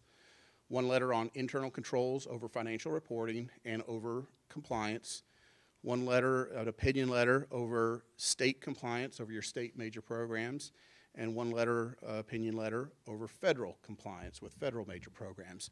All 3 of those clean, unmodified, no significant deficiencies in internal controls, no question costs noted, no exceptions noted in those compliance requirements for your state and federal programs that we audited.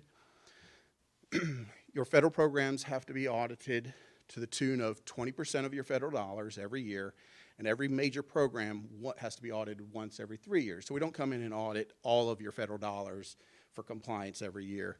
I will say with the new COVID funds, they are considered higher risk and have to be audited every year.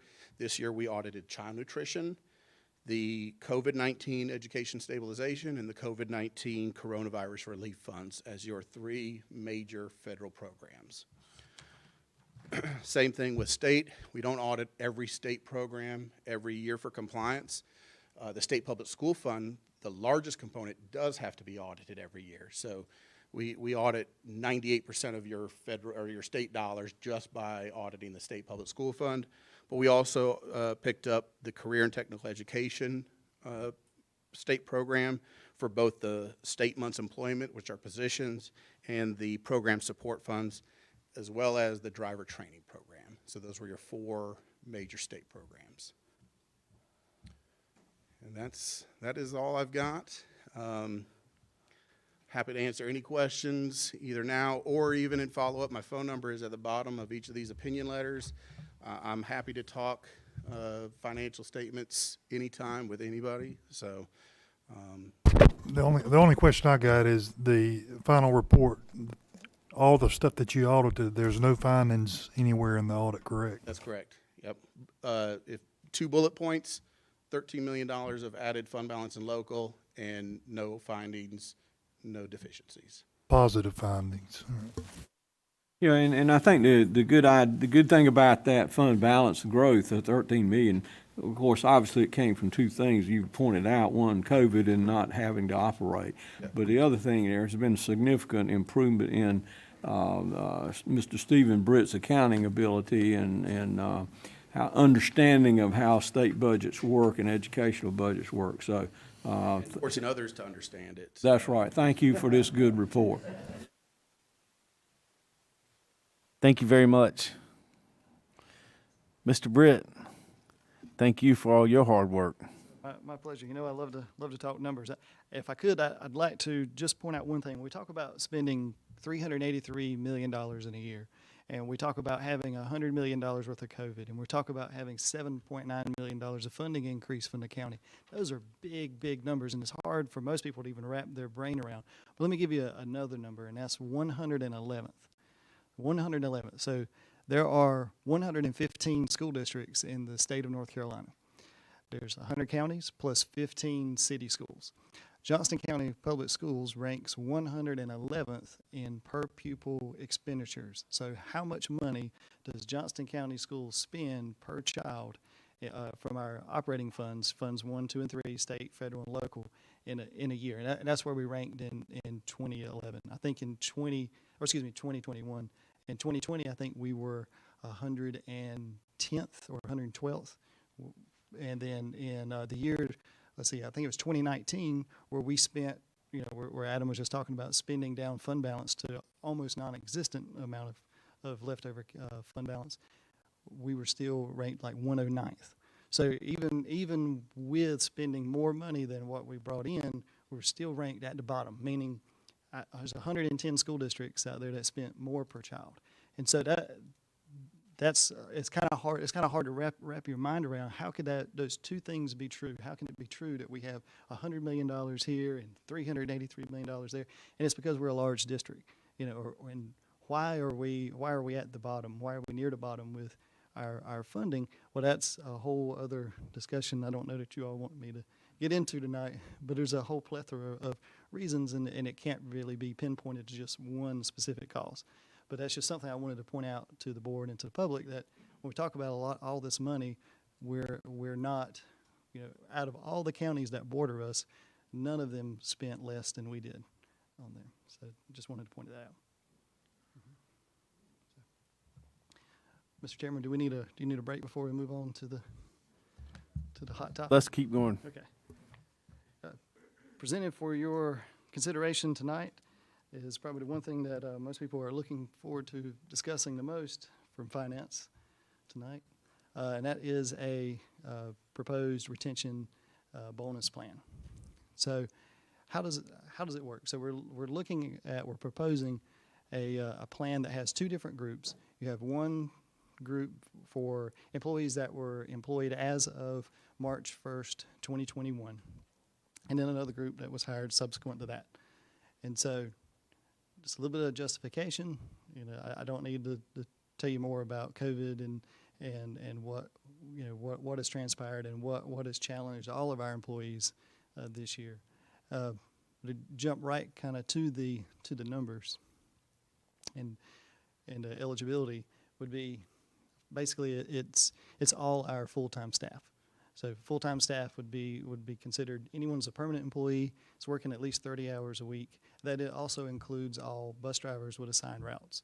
And so it's a pretty all-encompassing, you know, group. It's custodians, it's teacher assistants, it's school nutrition assistants. It's basically everybody in a permanent role working at least 30 hours a week. And that includes clerical staff as well. That includes clerical. Yes, ma'am. So we're talking about 5,000 people. Talking about, 4,000 and change. Yeah, it might not be quite 5,000. So it's a very, very large group. It's basically everybody. And so there's the definition, you know, how we're defining, you know, what full-time means and what does permanent mean, and that you can read for yourself. So what's the dollar amounts we're looking at? So for that group that was hired prior to March 1st, 2021, we're looking at $2,500 total per employee amount that would be offered. And I should say that it would be offered. It is not required for any employee to receive it. So we would have it's optional for employees to receive this retention bonus. And so we'll have an opt-in and opt-out process that we'll share with all staff. So how would it be paid? Well, it would be paid half in December and half in June. And the reason why we'd split it up that way is to try to help alleviate the tax burden. You know, pay part of it in this calendar year, part of it in the next calendar year. And with June being, for 10-month employees, typically not a large paycheck, depending on the job that you're in, it would typically lower your tax burden even more, so you get to take home more of that bonus than what you would if we were to pay it in November or a different month. Source of funds, it's ESSER funded with some exceptions, and that would be there's certain jobs that's difficult to put in with ESSER funds for various reasons, but predominantly it's ESSER funded. So eligibility, we already talked about that. The next group would be those that would be hired from March 1st of 2021 through May 30th of 2022. So these are our new hires.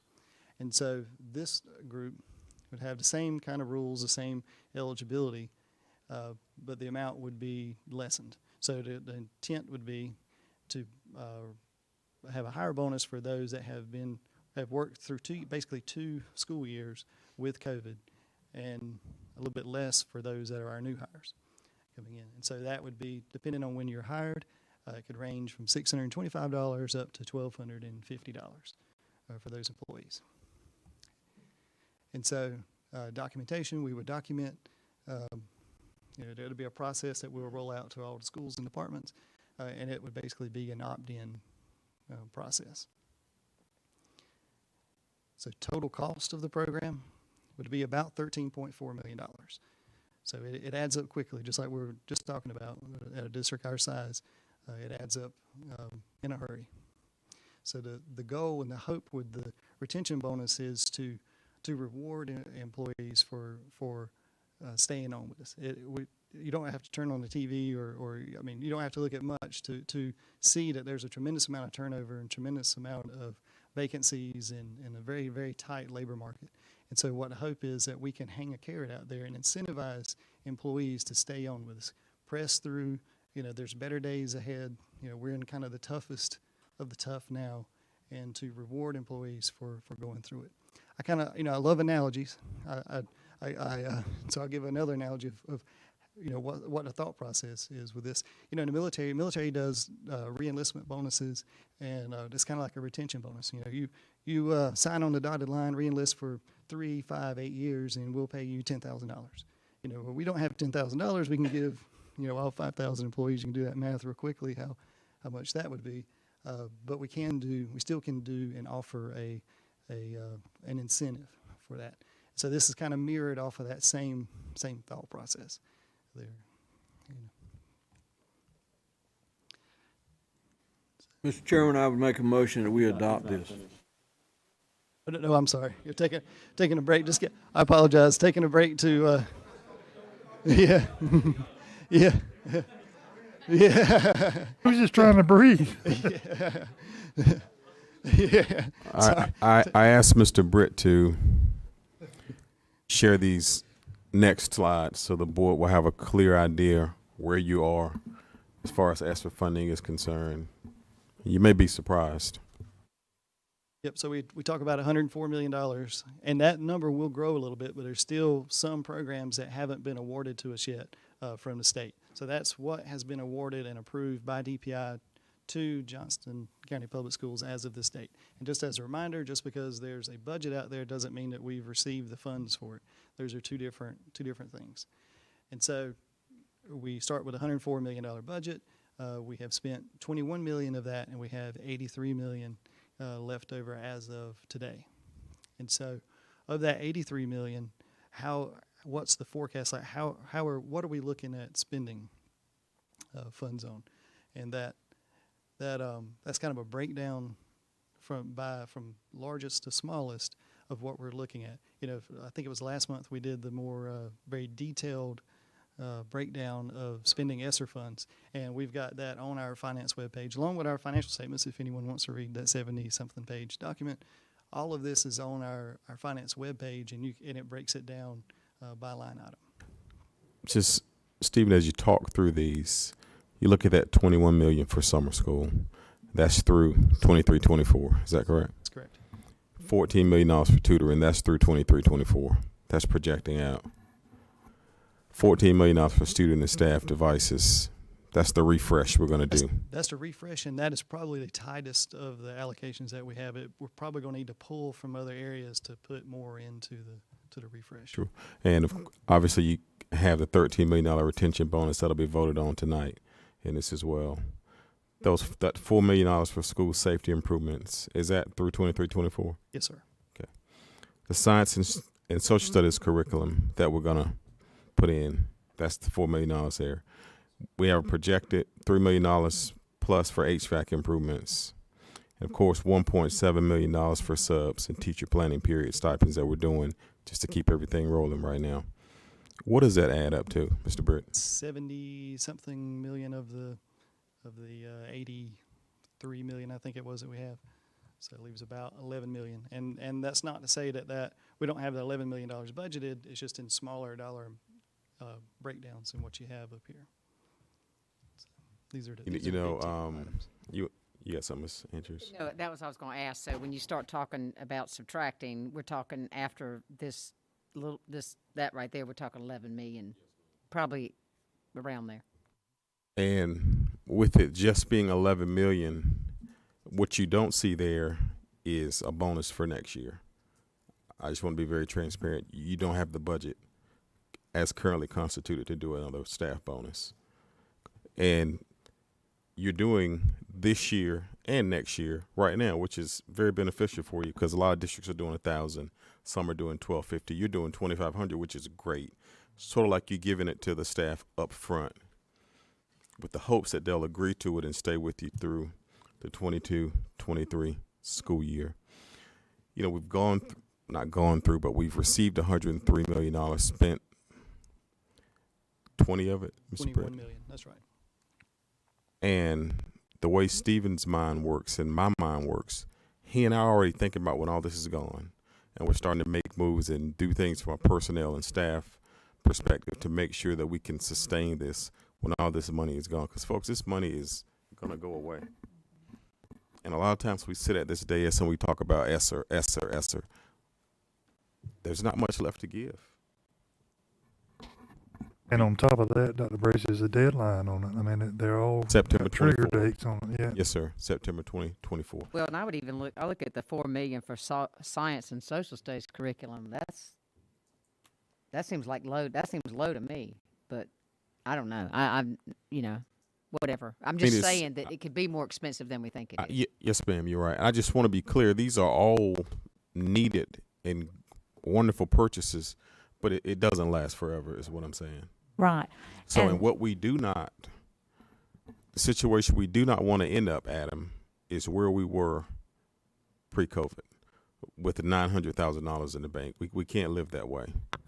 We just can't live that way. But I applaud this board for the retention bonus. I really applaud you for that and giving it to the staff up front with the hopes that they'll remain with the district through the 22-23 school year. And just to be clear, the 1% increase that we did on the teacher supplement, that's not coming out of this, that's local money. Came out of the local appropriation by the county commissioners, yes, ma'am. And there was a bonus given last year to all staff. That came out of the previous CARES Act money? That's great. It came out of what was called CRF funds or coronavirus relief funds. We did The original money we got. That's correct. Yep, we did it $400 in December of last year. Yes. I think the one thing I would like to do to kind of supplement this discussion is obviously we're going to vote on this tonight, but there seems to be a penalty for retirees. If they retire within this period of time, then they would either have to pay back or forfeit this bonus. Right. And I would like to see us come back next month with a plan to address that, because I don't believe, I get it if you decide to leave the district.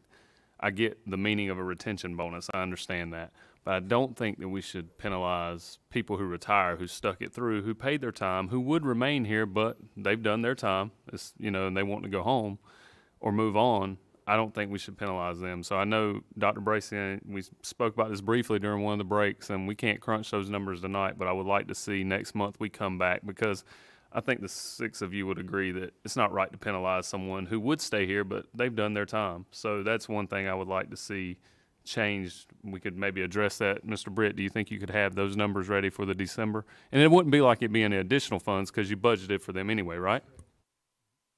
And we can come up with a plan to kind of address that. Sure, we could definitely do that. I will ask for accuracy, Mr. Vetrano. Stephen, how do you know who's retiring right now?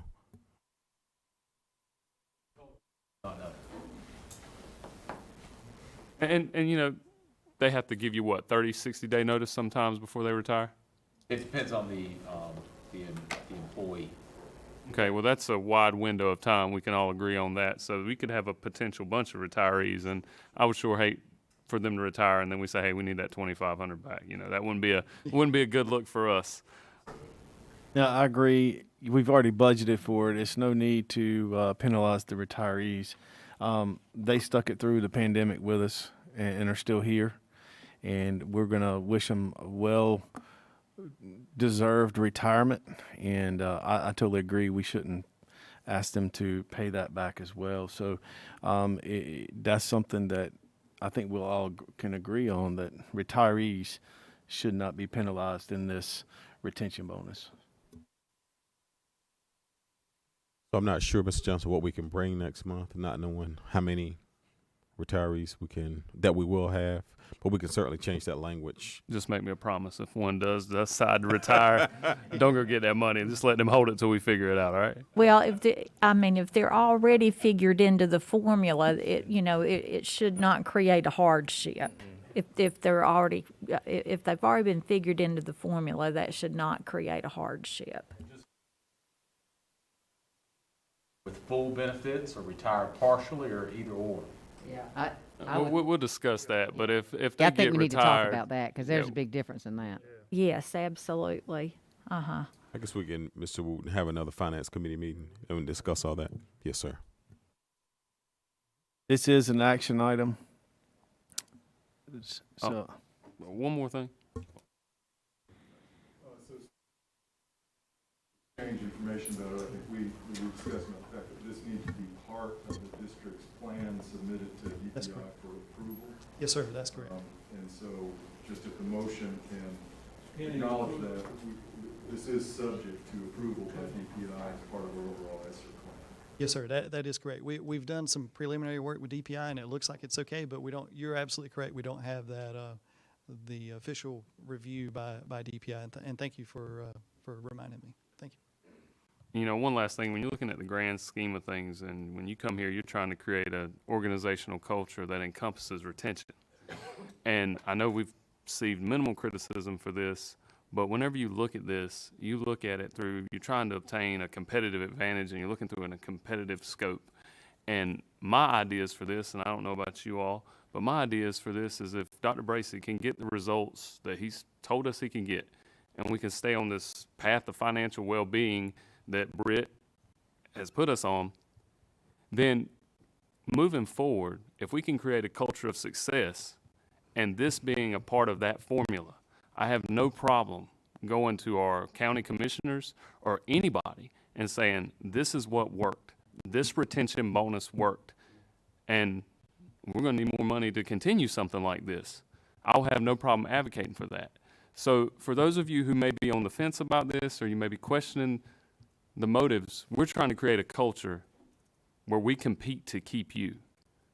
And we won't mind going to bat for you on a local level to get this money to try to keep putting it in your pocket. So I know you said we don't have the money. This ESSER funds will run out. Yeah, not in ESSER. We don't have it. Yeah, we don't have it. Yes, sir. But we will try to go get it somewhere else, and I think we can all get on that same page. Certainly. Well, and I know we've already laid that groundwork in terms of the incentive pay for performance, the performance Yes. incentive pay that we Yes. discussed this past spring. So we've already laid that groundwork for that. Oh, absolutely.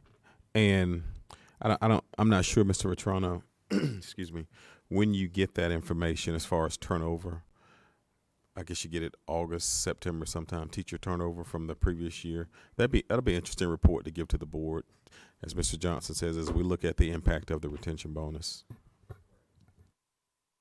But I think I had that conversation maybe with Mr. Sutton earlier about, even though the ESSER funds are being spent on learning loss and things like that, as they should be, and you got in there approximately $3 million in HVAC issues as well. But there are sources like our local commissioners. If this works, if we perform, we can go back to them and have that conversation. He and I had that conversation as well this morning. So we're on the same page, Mr. Johnston, absolutely. And our staff deserves it because they've worked very hard for us. Yeah, I was just going to reiterate that, Dr. Bracy. You know, this retention bonus in no way is trying to minimize what our staff has done since March of 2020. And I know that those of us sitting around this horseshoe do not even have a full understanding of what teachers are dealing with every day. So in no way are we trying to say or show in any way that we are not appreciative of what people are enduring right now, what they have been enduring. This is simply an attempt to retain staff. It is a retention bonus, and it's to help us move forward. I agree 100%. It's absolutely not to minimize. It's to say we need you this year and next year and beyond as well. So certainly we're appreciative. Maybe we can make Wake a little less enticing. And you know what? The more staff we retain, the less we have the work that people are having to do in the schools, the covering classes. I mean, this is what we're trying to do. It is meant with a sincere heart for the people who work for Johnston County Public Schools. I couldn't agree more, Ms. Andrews, and it's disheartening to get emails to say otherwise, that we do not care, because we do care. And we've shown that throughout this pandemic in many different ways. And just last meeting, we gave 2 days off at Veterans Day and the day after Veterans Day, and then the whole week of Thanksgiving. This board is caring, and we want to do everything we can to retain good talent. And just like Mr. Britt said, you can opt in or opt out. We're not asking you to sign up if you think you're going to be leaving and moving to a different district. When my wife saw this on the agenda, she's a teacher. She said, "Where do I sign up?" That's the kind of people we want. We want that kind of mentality of, hey, I'm here for the long haul. And we want to keep everybody, but we understand that some people may not want to stay on board. And there, to point out, there's a piece of the pie for new hires coming on board too. So if you get hired this year, we have money for you in June. And it just another caveat to add. I know Dr. King has had some conversations with us about, and Dr. Pierce as well, about some ways we can be more efficient in summer school. So Dr. Pierce is good with stretching dollars. Dr. King is good with stretching dollars. And Mr. Britt is the master of stretching dollars. So we may get more bang for our buck out of that $21 million than we think right now for summer school. So we may be able to come back to the table and have further conversations with the board. So thank you. Let's have those conversations. I'm sitting here saying, oh, we're shut out. We've only spent $4 million on facilities and it's pretty much, I mean, I but understand. anything we need to direct, if we have any savings, we really need to look at that to help, carry us down the road with our facility needs and whatever maintenance we can do to reduce a bond, or at least allow our bond to go further down the road than it might. We definitely need to have those conversations, Mr. Carroll, so the board can give us an indication of how much they want to invest. I just want to keep in front that a large purpose for these funds was for learning loss. I don't want to lose sight of that. I know you're not. What I'm saying is, we need to direct some of this to solve some facility needs. Absolutely. Mr. Moore, you have an ally right here. This, I have to agree. He's got two allies on that.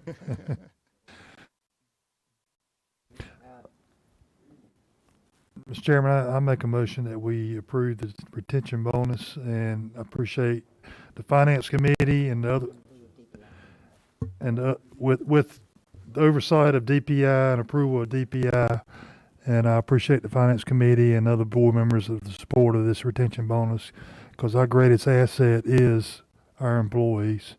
And but I make a motion that we approve this retention bonus subject to DPI. I'll second. I think we all second it, but for the record, Mr. Johnston will go with the record. Mr. Johnston seconding it. I think the whole board would go with that. Any other questions or comments? If not, all in favor say aye. Aye. Motion carries 7-0. Thank you, Mr. Britt. We can break for about 2 minutes while we get set back up for public comment.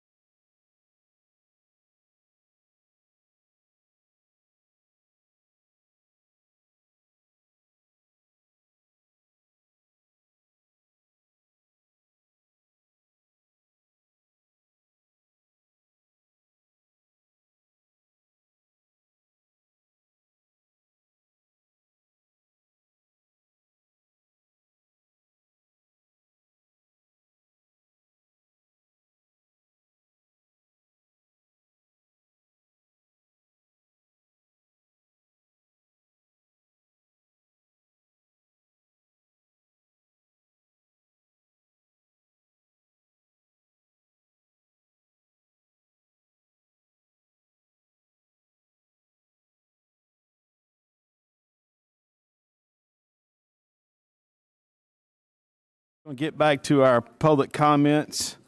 The first one up is Mr. Kevin Donovan.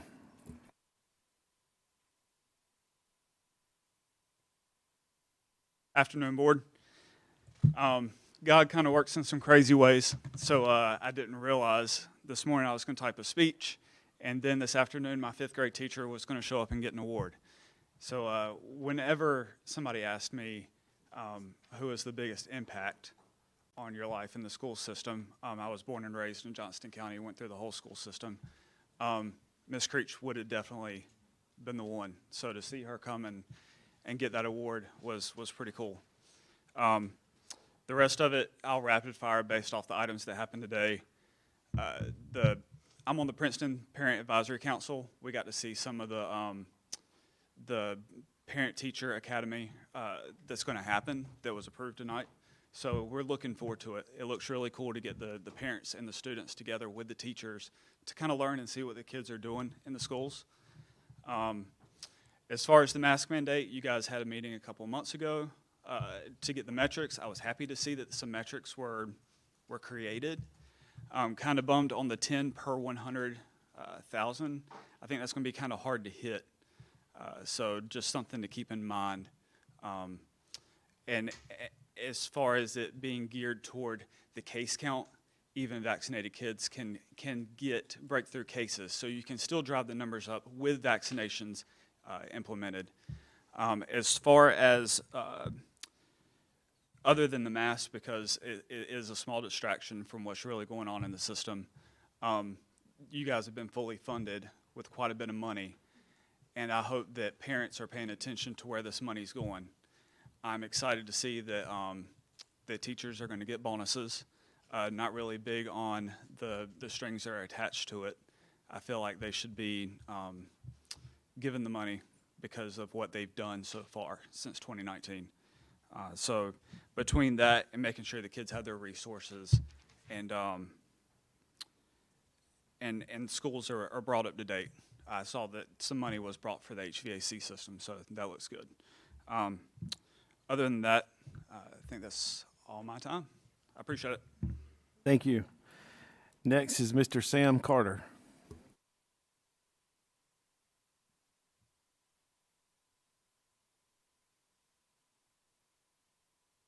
Good evening, everybody.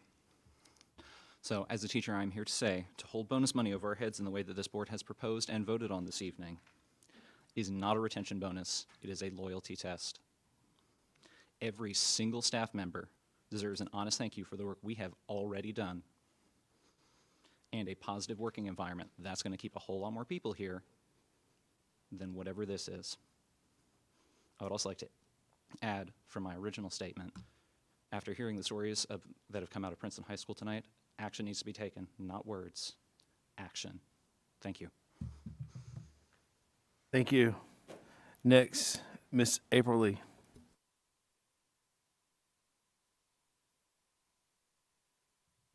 Good evening, Dr. Bracy, Chairman Sutton, Madam Vice Chair Sessoms, and members of the board. I'm encouraged to hear you say that you're ready to give our classified staff the increased pay they deserve despite the inaction of our state General Assembly. But I want to encourage you to move quickly. Our classified staff can't wait, their bills can't wait, their children can't wait, and our students can't wait because our schools don't function without them. I would also like to encourage our district to hire more school nurses. We continue to ask so much of them, especially during a pandemic. They need relief, and our kids deserve a nurse in every school every day. Then I wanted to talk about the retention bonus, and I'm still going to talk about it. I'm glad that you guys are reconsidering how future retirees are going to be treated toward this, and I thank you for that. I know several people reached out through email about that particular issue. But I'm going to agree with Sam. I think that our focus needs to be on keeping teachers and staff in the classrooms, in the schools, and our district this school year. Many employees are seeking other employment right now, some with other districts and some outside of education altogether. Let's keep them here now and reward them for the work that we are doing and have already done. If anyone is retiring in January, they should receive that bonus, which you guys have said you're already going to try to look into providing. But there are other ways that you can also appreciate our staff. Let's also look at lightening the load on our educators and classified staff. Before we implement a training based on a bright and shiny new program we've just purchased, we really need to ask ourselves, is this necessary right now? What else are we asking our people to do? Will this take away our staff's time with their families? These are the ways we actually retain people, besides paying our folks a competitive living wage. So I'm sure you know that I'm disappointed with the fact that we have strings attached to this. I've been vocal enough about it. We've worked really hard. I'm in my 20th year.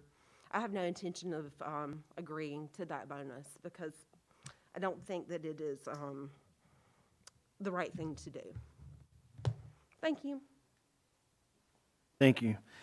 Next, we have Anya Sippen.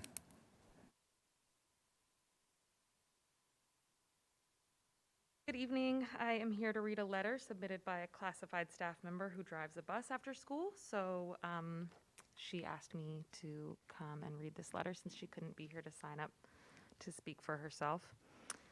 Dear sirs and madams of our Board of Education of Johnston County, everyone has a story. This is mine. Unfortunately, due to bus responsibilities for 3 schools, I will not be able to read this letter in person. My name is Molly E. Cartwright. I have been affiliated with our school system since 1998, the year my oldest of 6 kids started kindergarten at McGee's Elementary. Firstly, I was a parent and volunteer. Then, as my own kids got older, I chose to substitute for many years. Lastly, I decided to apply to become a TA and bus driver for JCPS, since my last 2 kids are still in our county schools. I was always there, so I wanted to be on a team. The best decision I made was to stay with my McGee's family. I sincerely love my job. I love my team, and most of all, I adore the littles. I take pride in my job, and I am dedicated to go above and beyond our scope, especially during this pandemic.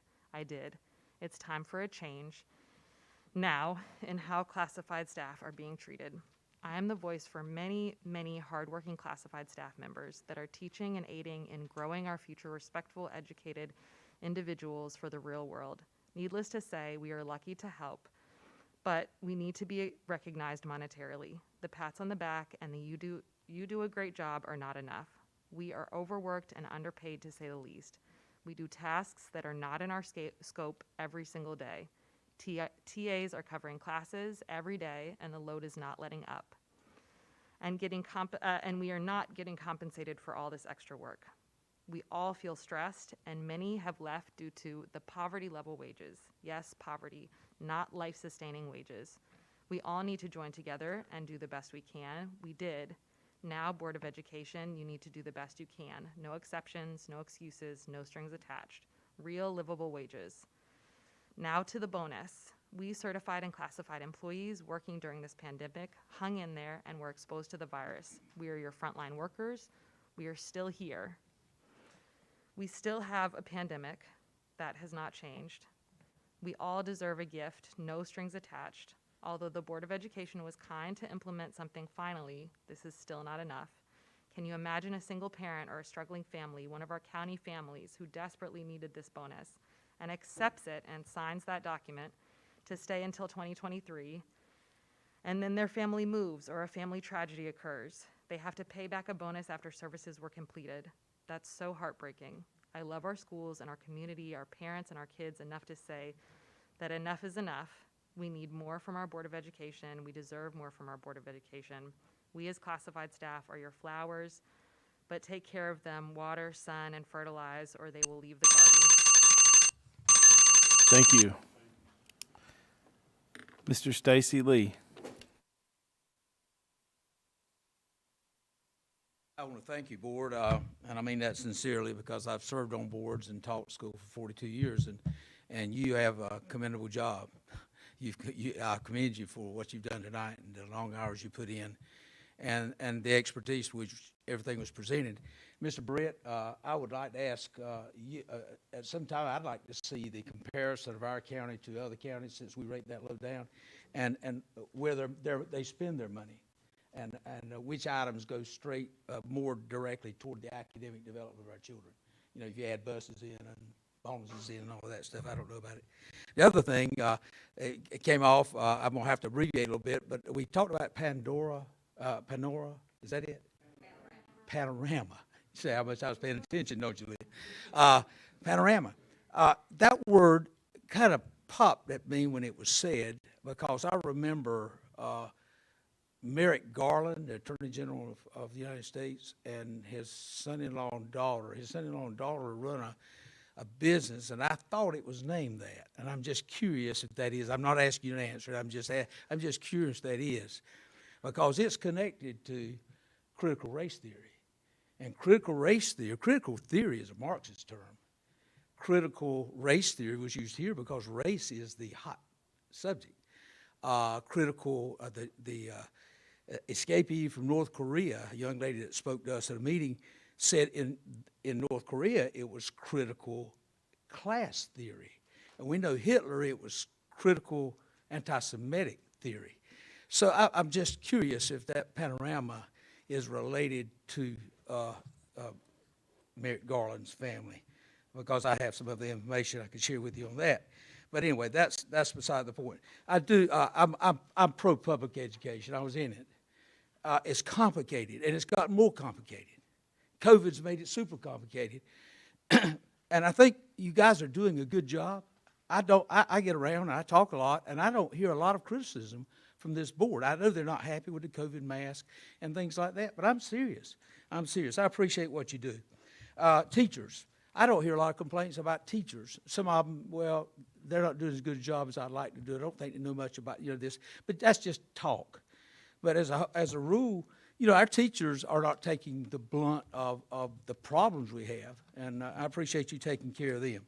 Now, what I wrote on my list a while ago, and I don't have this, is textbooks. And the last thing I said the last time about textbooks was our children not being taught history the way they should. And when I come back one more time, I'm going to talk to you about what I learned from the DPI in 2006. They were not going to teach U.S. history, pre-Civil War history in North Carolina. And I'll talk to you about that next. Thank you, Mr. Lee. Next is Mr. Ned Walsh. First, thank you, board, for the work you do. God bless you. It's a difficult task, and you're to be commended for the vital work you do with our most precious resource, our kids. This most unfortunate incident at Princeton High School is best summed up in a song from the South Pacific. You've got to be taught to hate and fear. You've got to be taught from year to year. It's got to be drummed into your dear little heart. You've got to be carefully taught. You've got to be taught to be afraid of people whose eyes are oddly made, or whose skin is a different color, let's put it that way. Bishop Desmond Tutu, while addressing the United Nations, said, "Racism is a cancer in a community or in a society, and it starts with the individual and the family." And I believe that here in Johnston County, these students were so misdirected, and I believe that if you follow the dotted lines, it'll go back to a lot of family life. And I'm sorry to have to say that. In an article, a recent article in Indy Week, and referring to a survey conducted by North Carolina State University, found the following: nearly all black teenagers experience racism and anticipatory stress of discrimination. The same survey found that 94% reported experiencing racism to some degree. I fear that what this student experienced is not isolated. It happens every day in all of our schools. I have two black a nephew and a niece. My brother has had to have the talk with them on numerous occasions. What to do if a policeman pulls them over. What to do if they are called the N-word. I'm very aware of this issue. Racism is one glaring example of what is taught in the home, not our schools. These students were not born racist. Racism is learned. Racism is still alive and well in Johnston County. And silence from any of our leadership must never be tolerated. You will either be a part of the solution or by silence be a part of the problem. There can be no one standing on the sidelines. There are no spectators in this struggle. The darkness of racism is with us. You will either be a part of the struggle to defeat it, or your silence will be a part of the problem. Thank you, Mr. Walsh. Next, we have Jessica Baskerville. Guys for hearing from me tonight. I know it's late, so I'll make this quick. Kids are gross. You know, they get sick, they do things. My problem is that when our kids get sick and they're home, they're not learning like they are in school. I have a fourth grader. He's failing fourth grade right now because in the past 2 months, my kids have been out of school a total of 28 days because somebody else in their class has tested positive, because my youngest tested positive, because my oldest tested positive, and everybody stays home. I am very excited that you guys did the test to stay policy because that means maybe they have a chance. But I still, if they get sick outside of school or somebody tests positive near them, they're lost. And we're not getting the kind of resources as parents that we need at the moment to be able to teach them correctly. My kids, I was becoming their teacher. I was coming up with lesson plans because I didn't even have a framework in some of these instances. And it's scary to think as a parent your kid is getting left behind. So I don't know what the solution is. I think our teachers are overworked. I think that sometimes things just fall through the cracks. But I think our schools need to do better. And as parents, we need to do better. And communication needs to be better. So thank you for your time. You guys have a great night. Thank you, Mrs. Baskerville.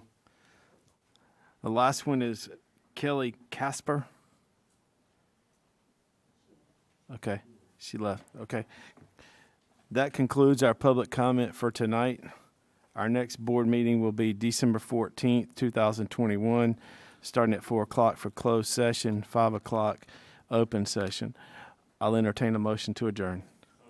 Motion by Mr. Johnston, second by Mr. Byrd. All in favor say aye. Aye. Motion carries 7-0. We're adjourned.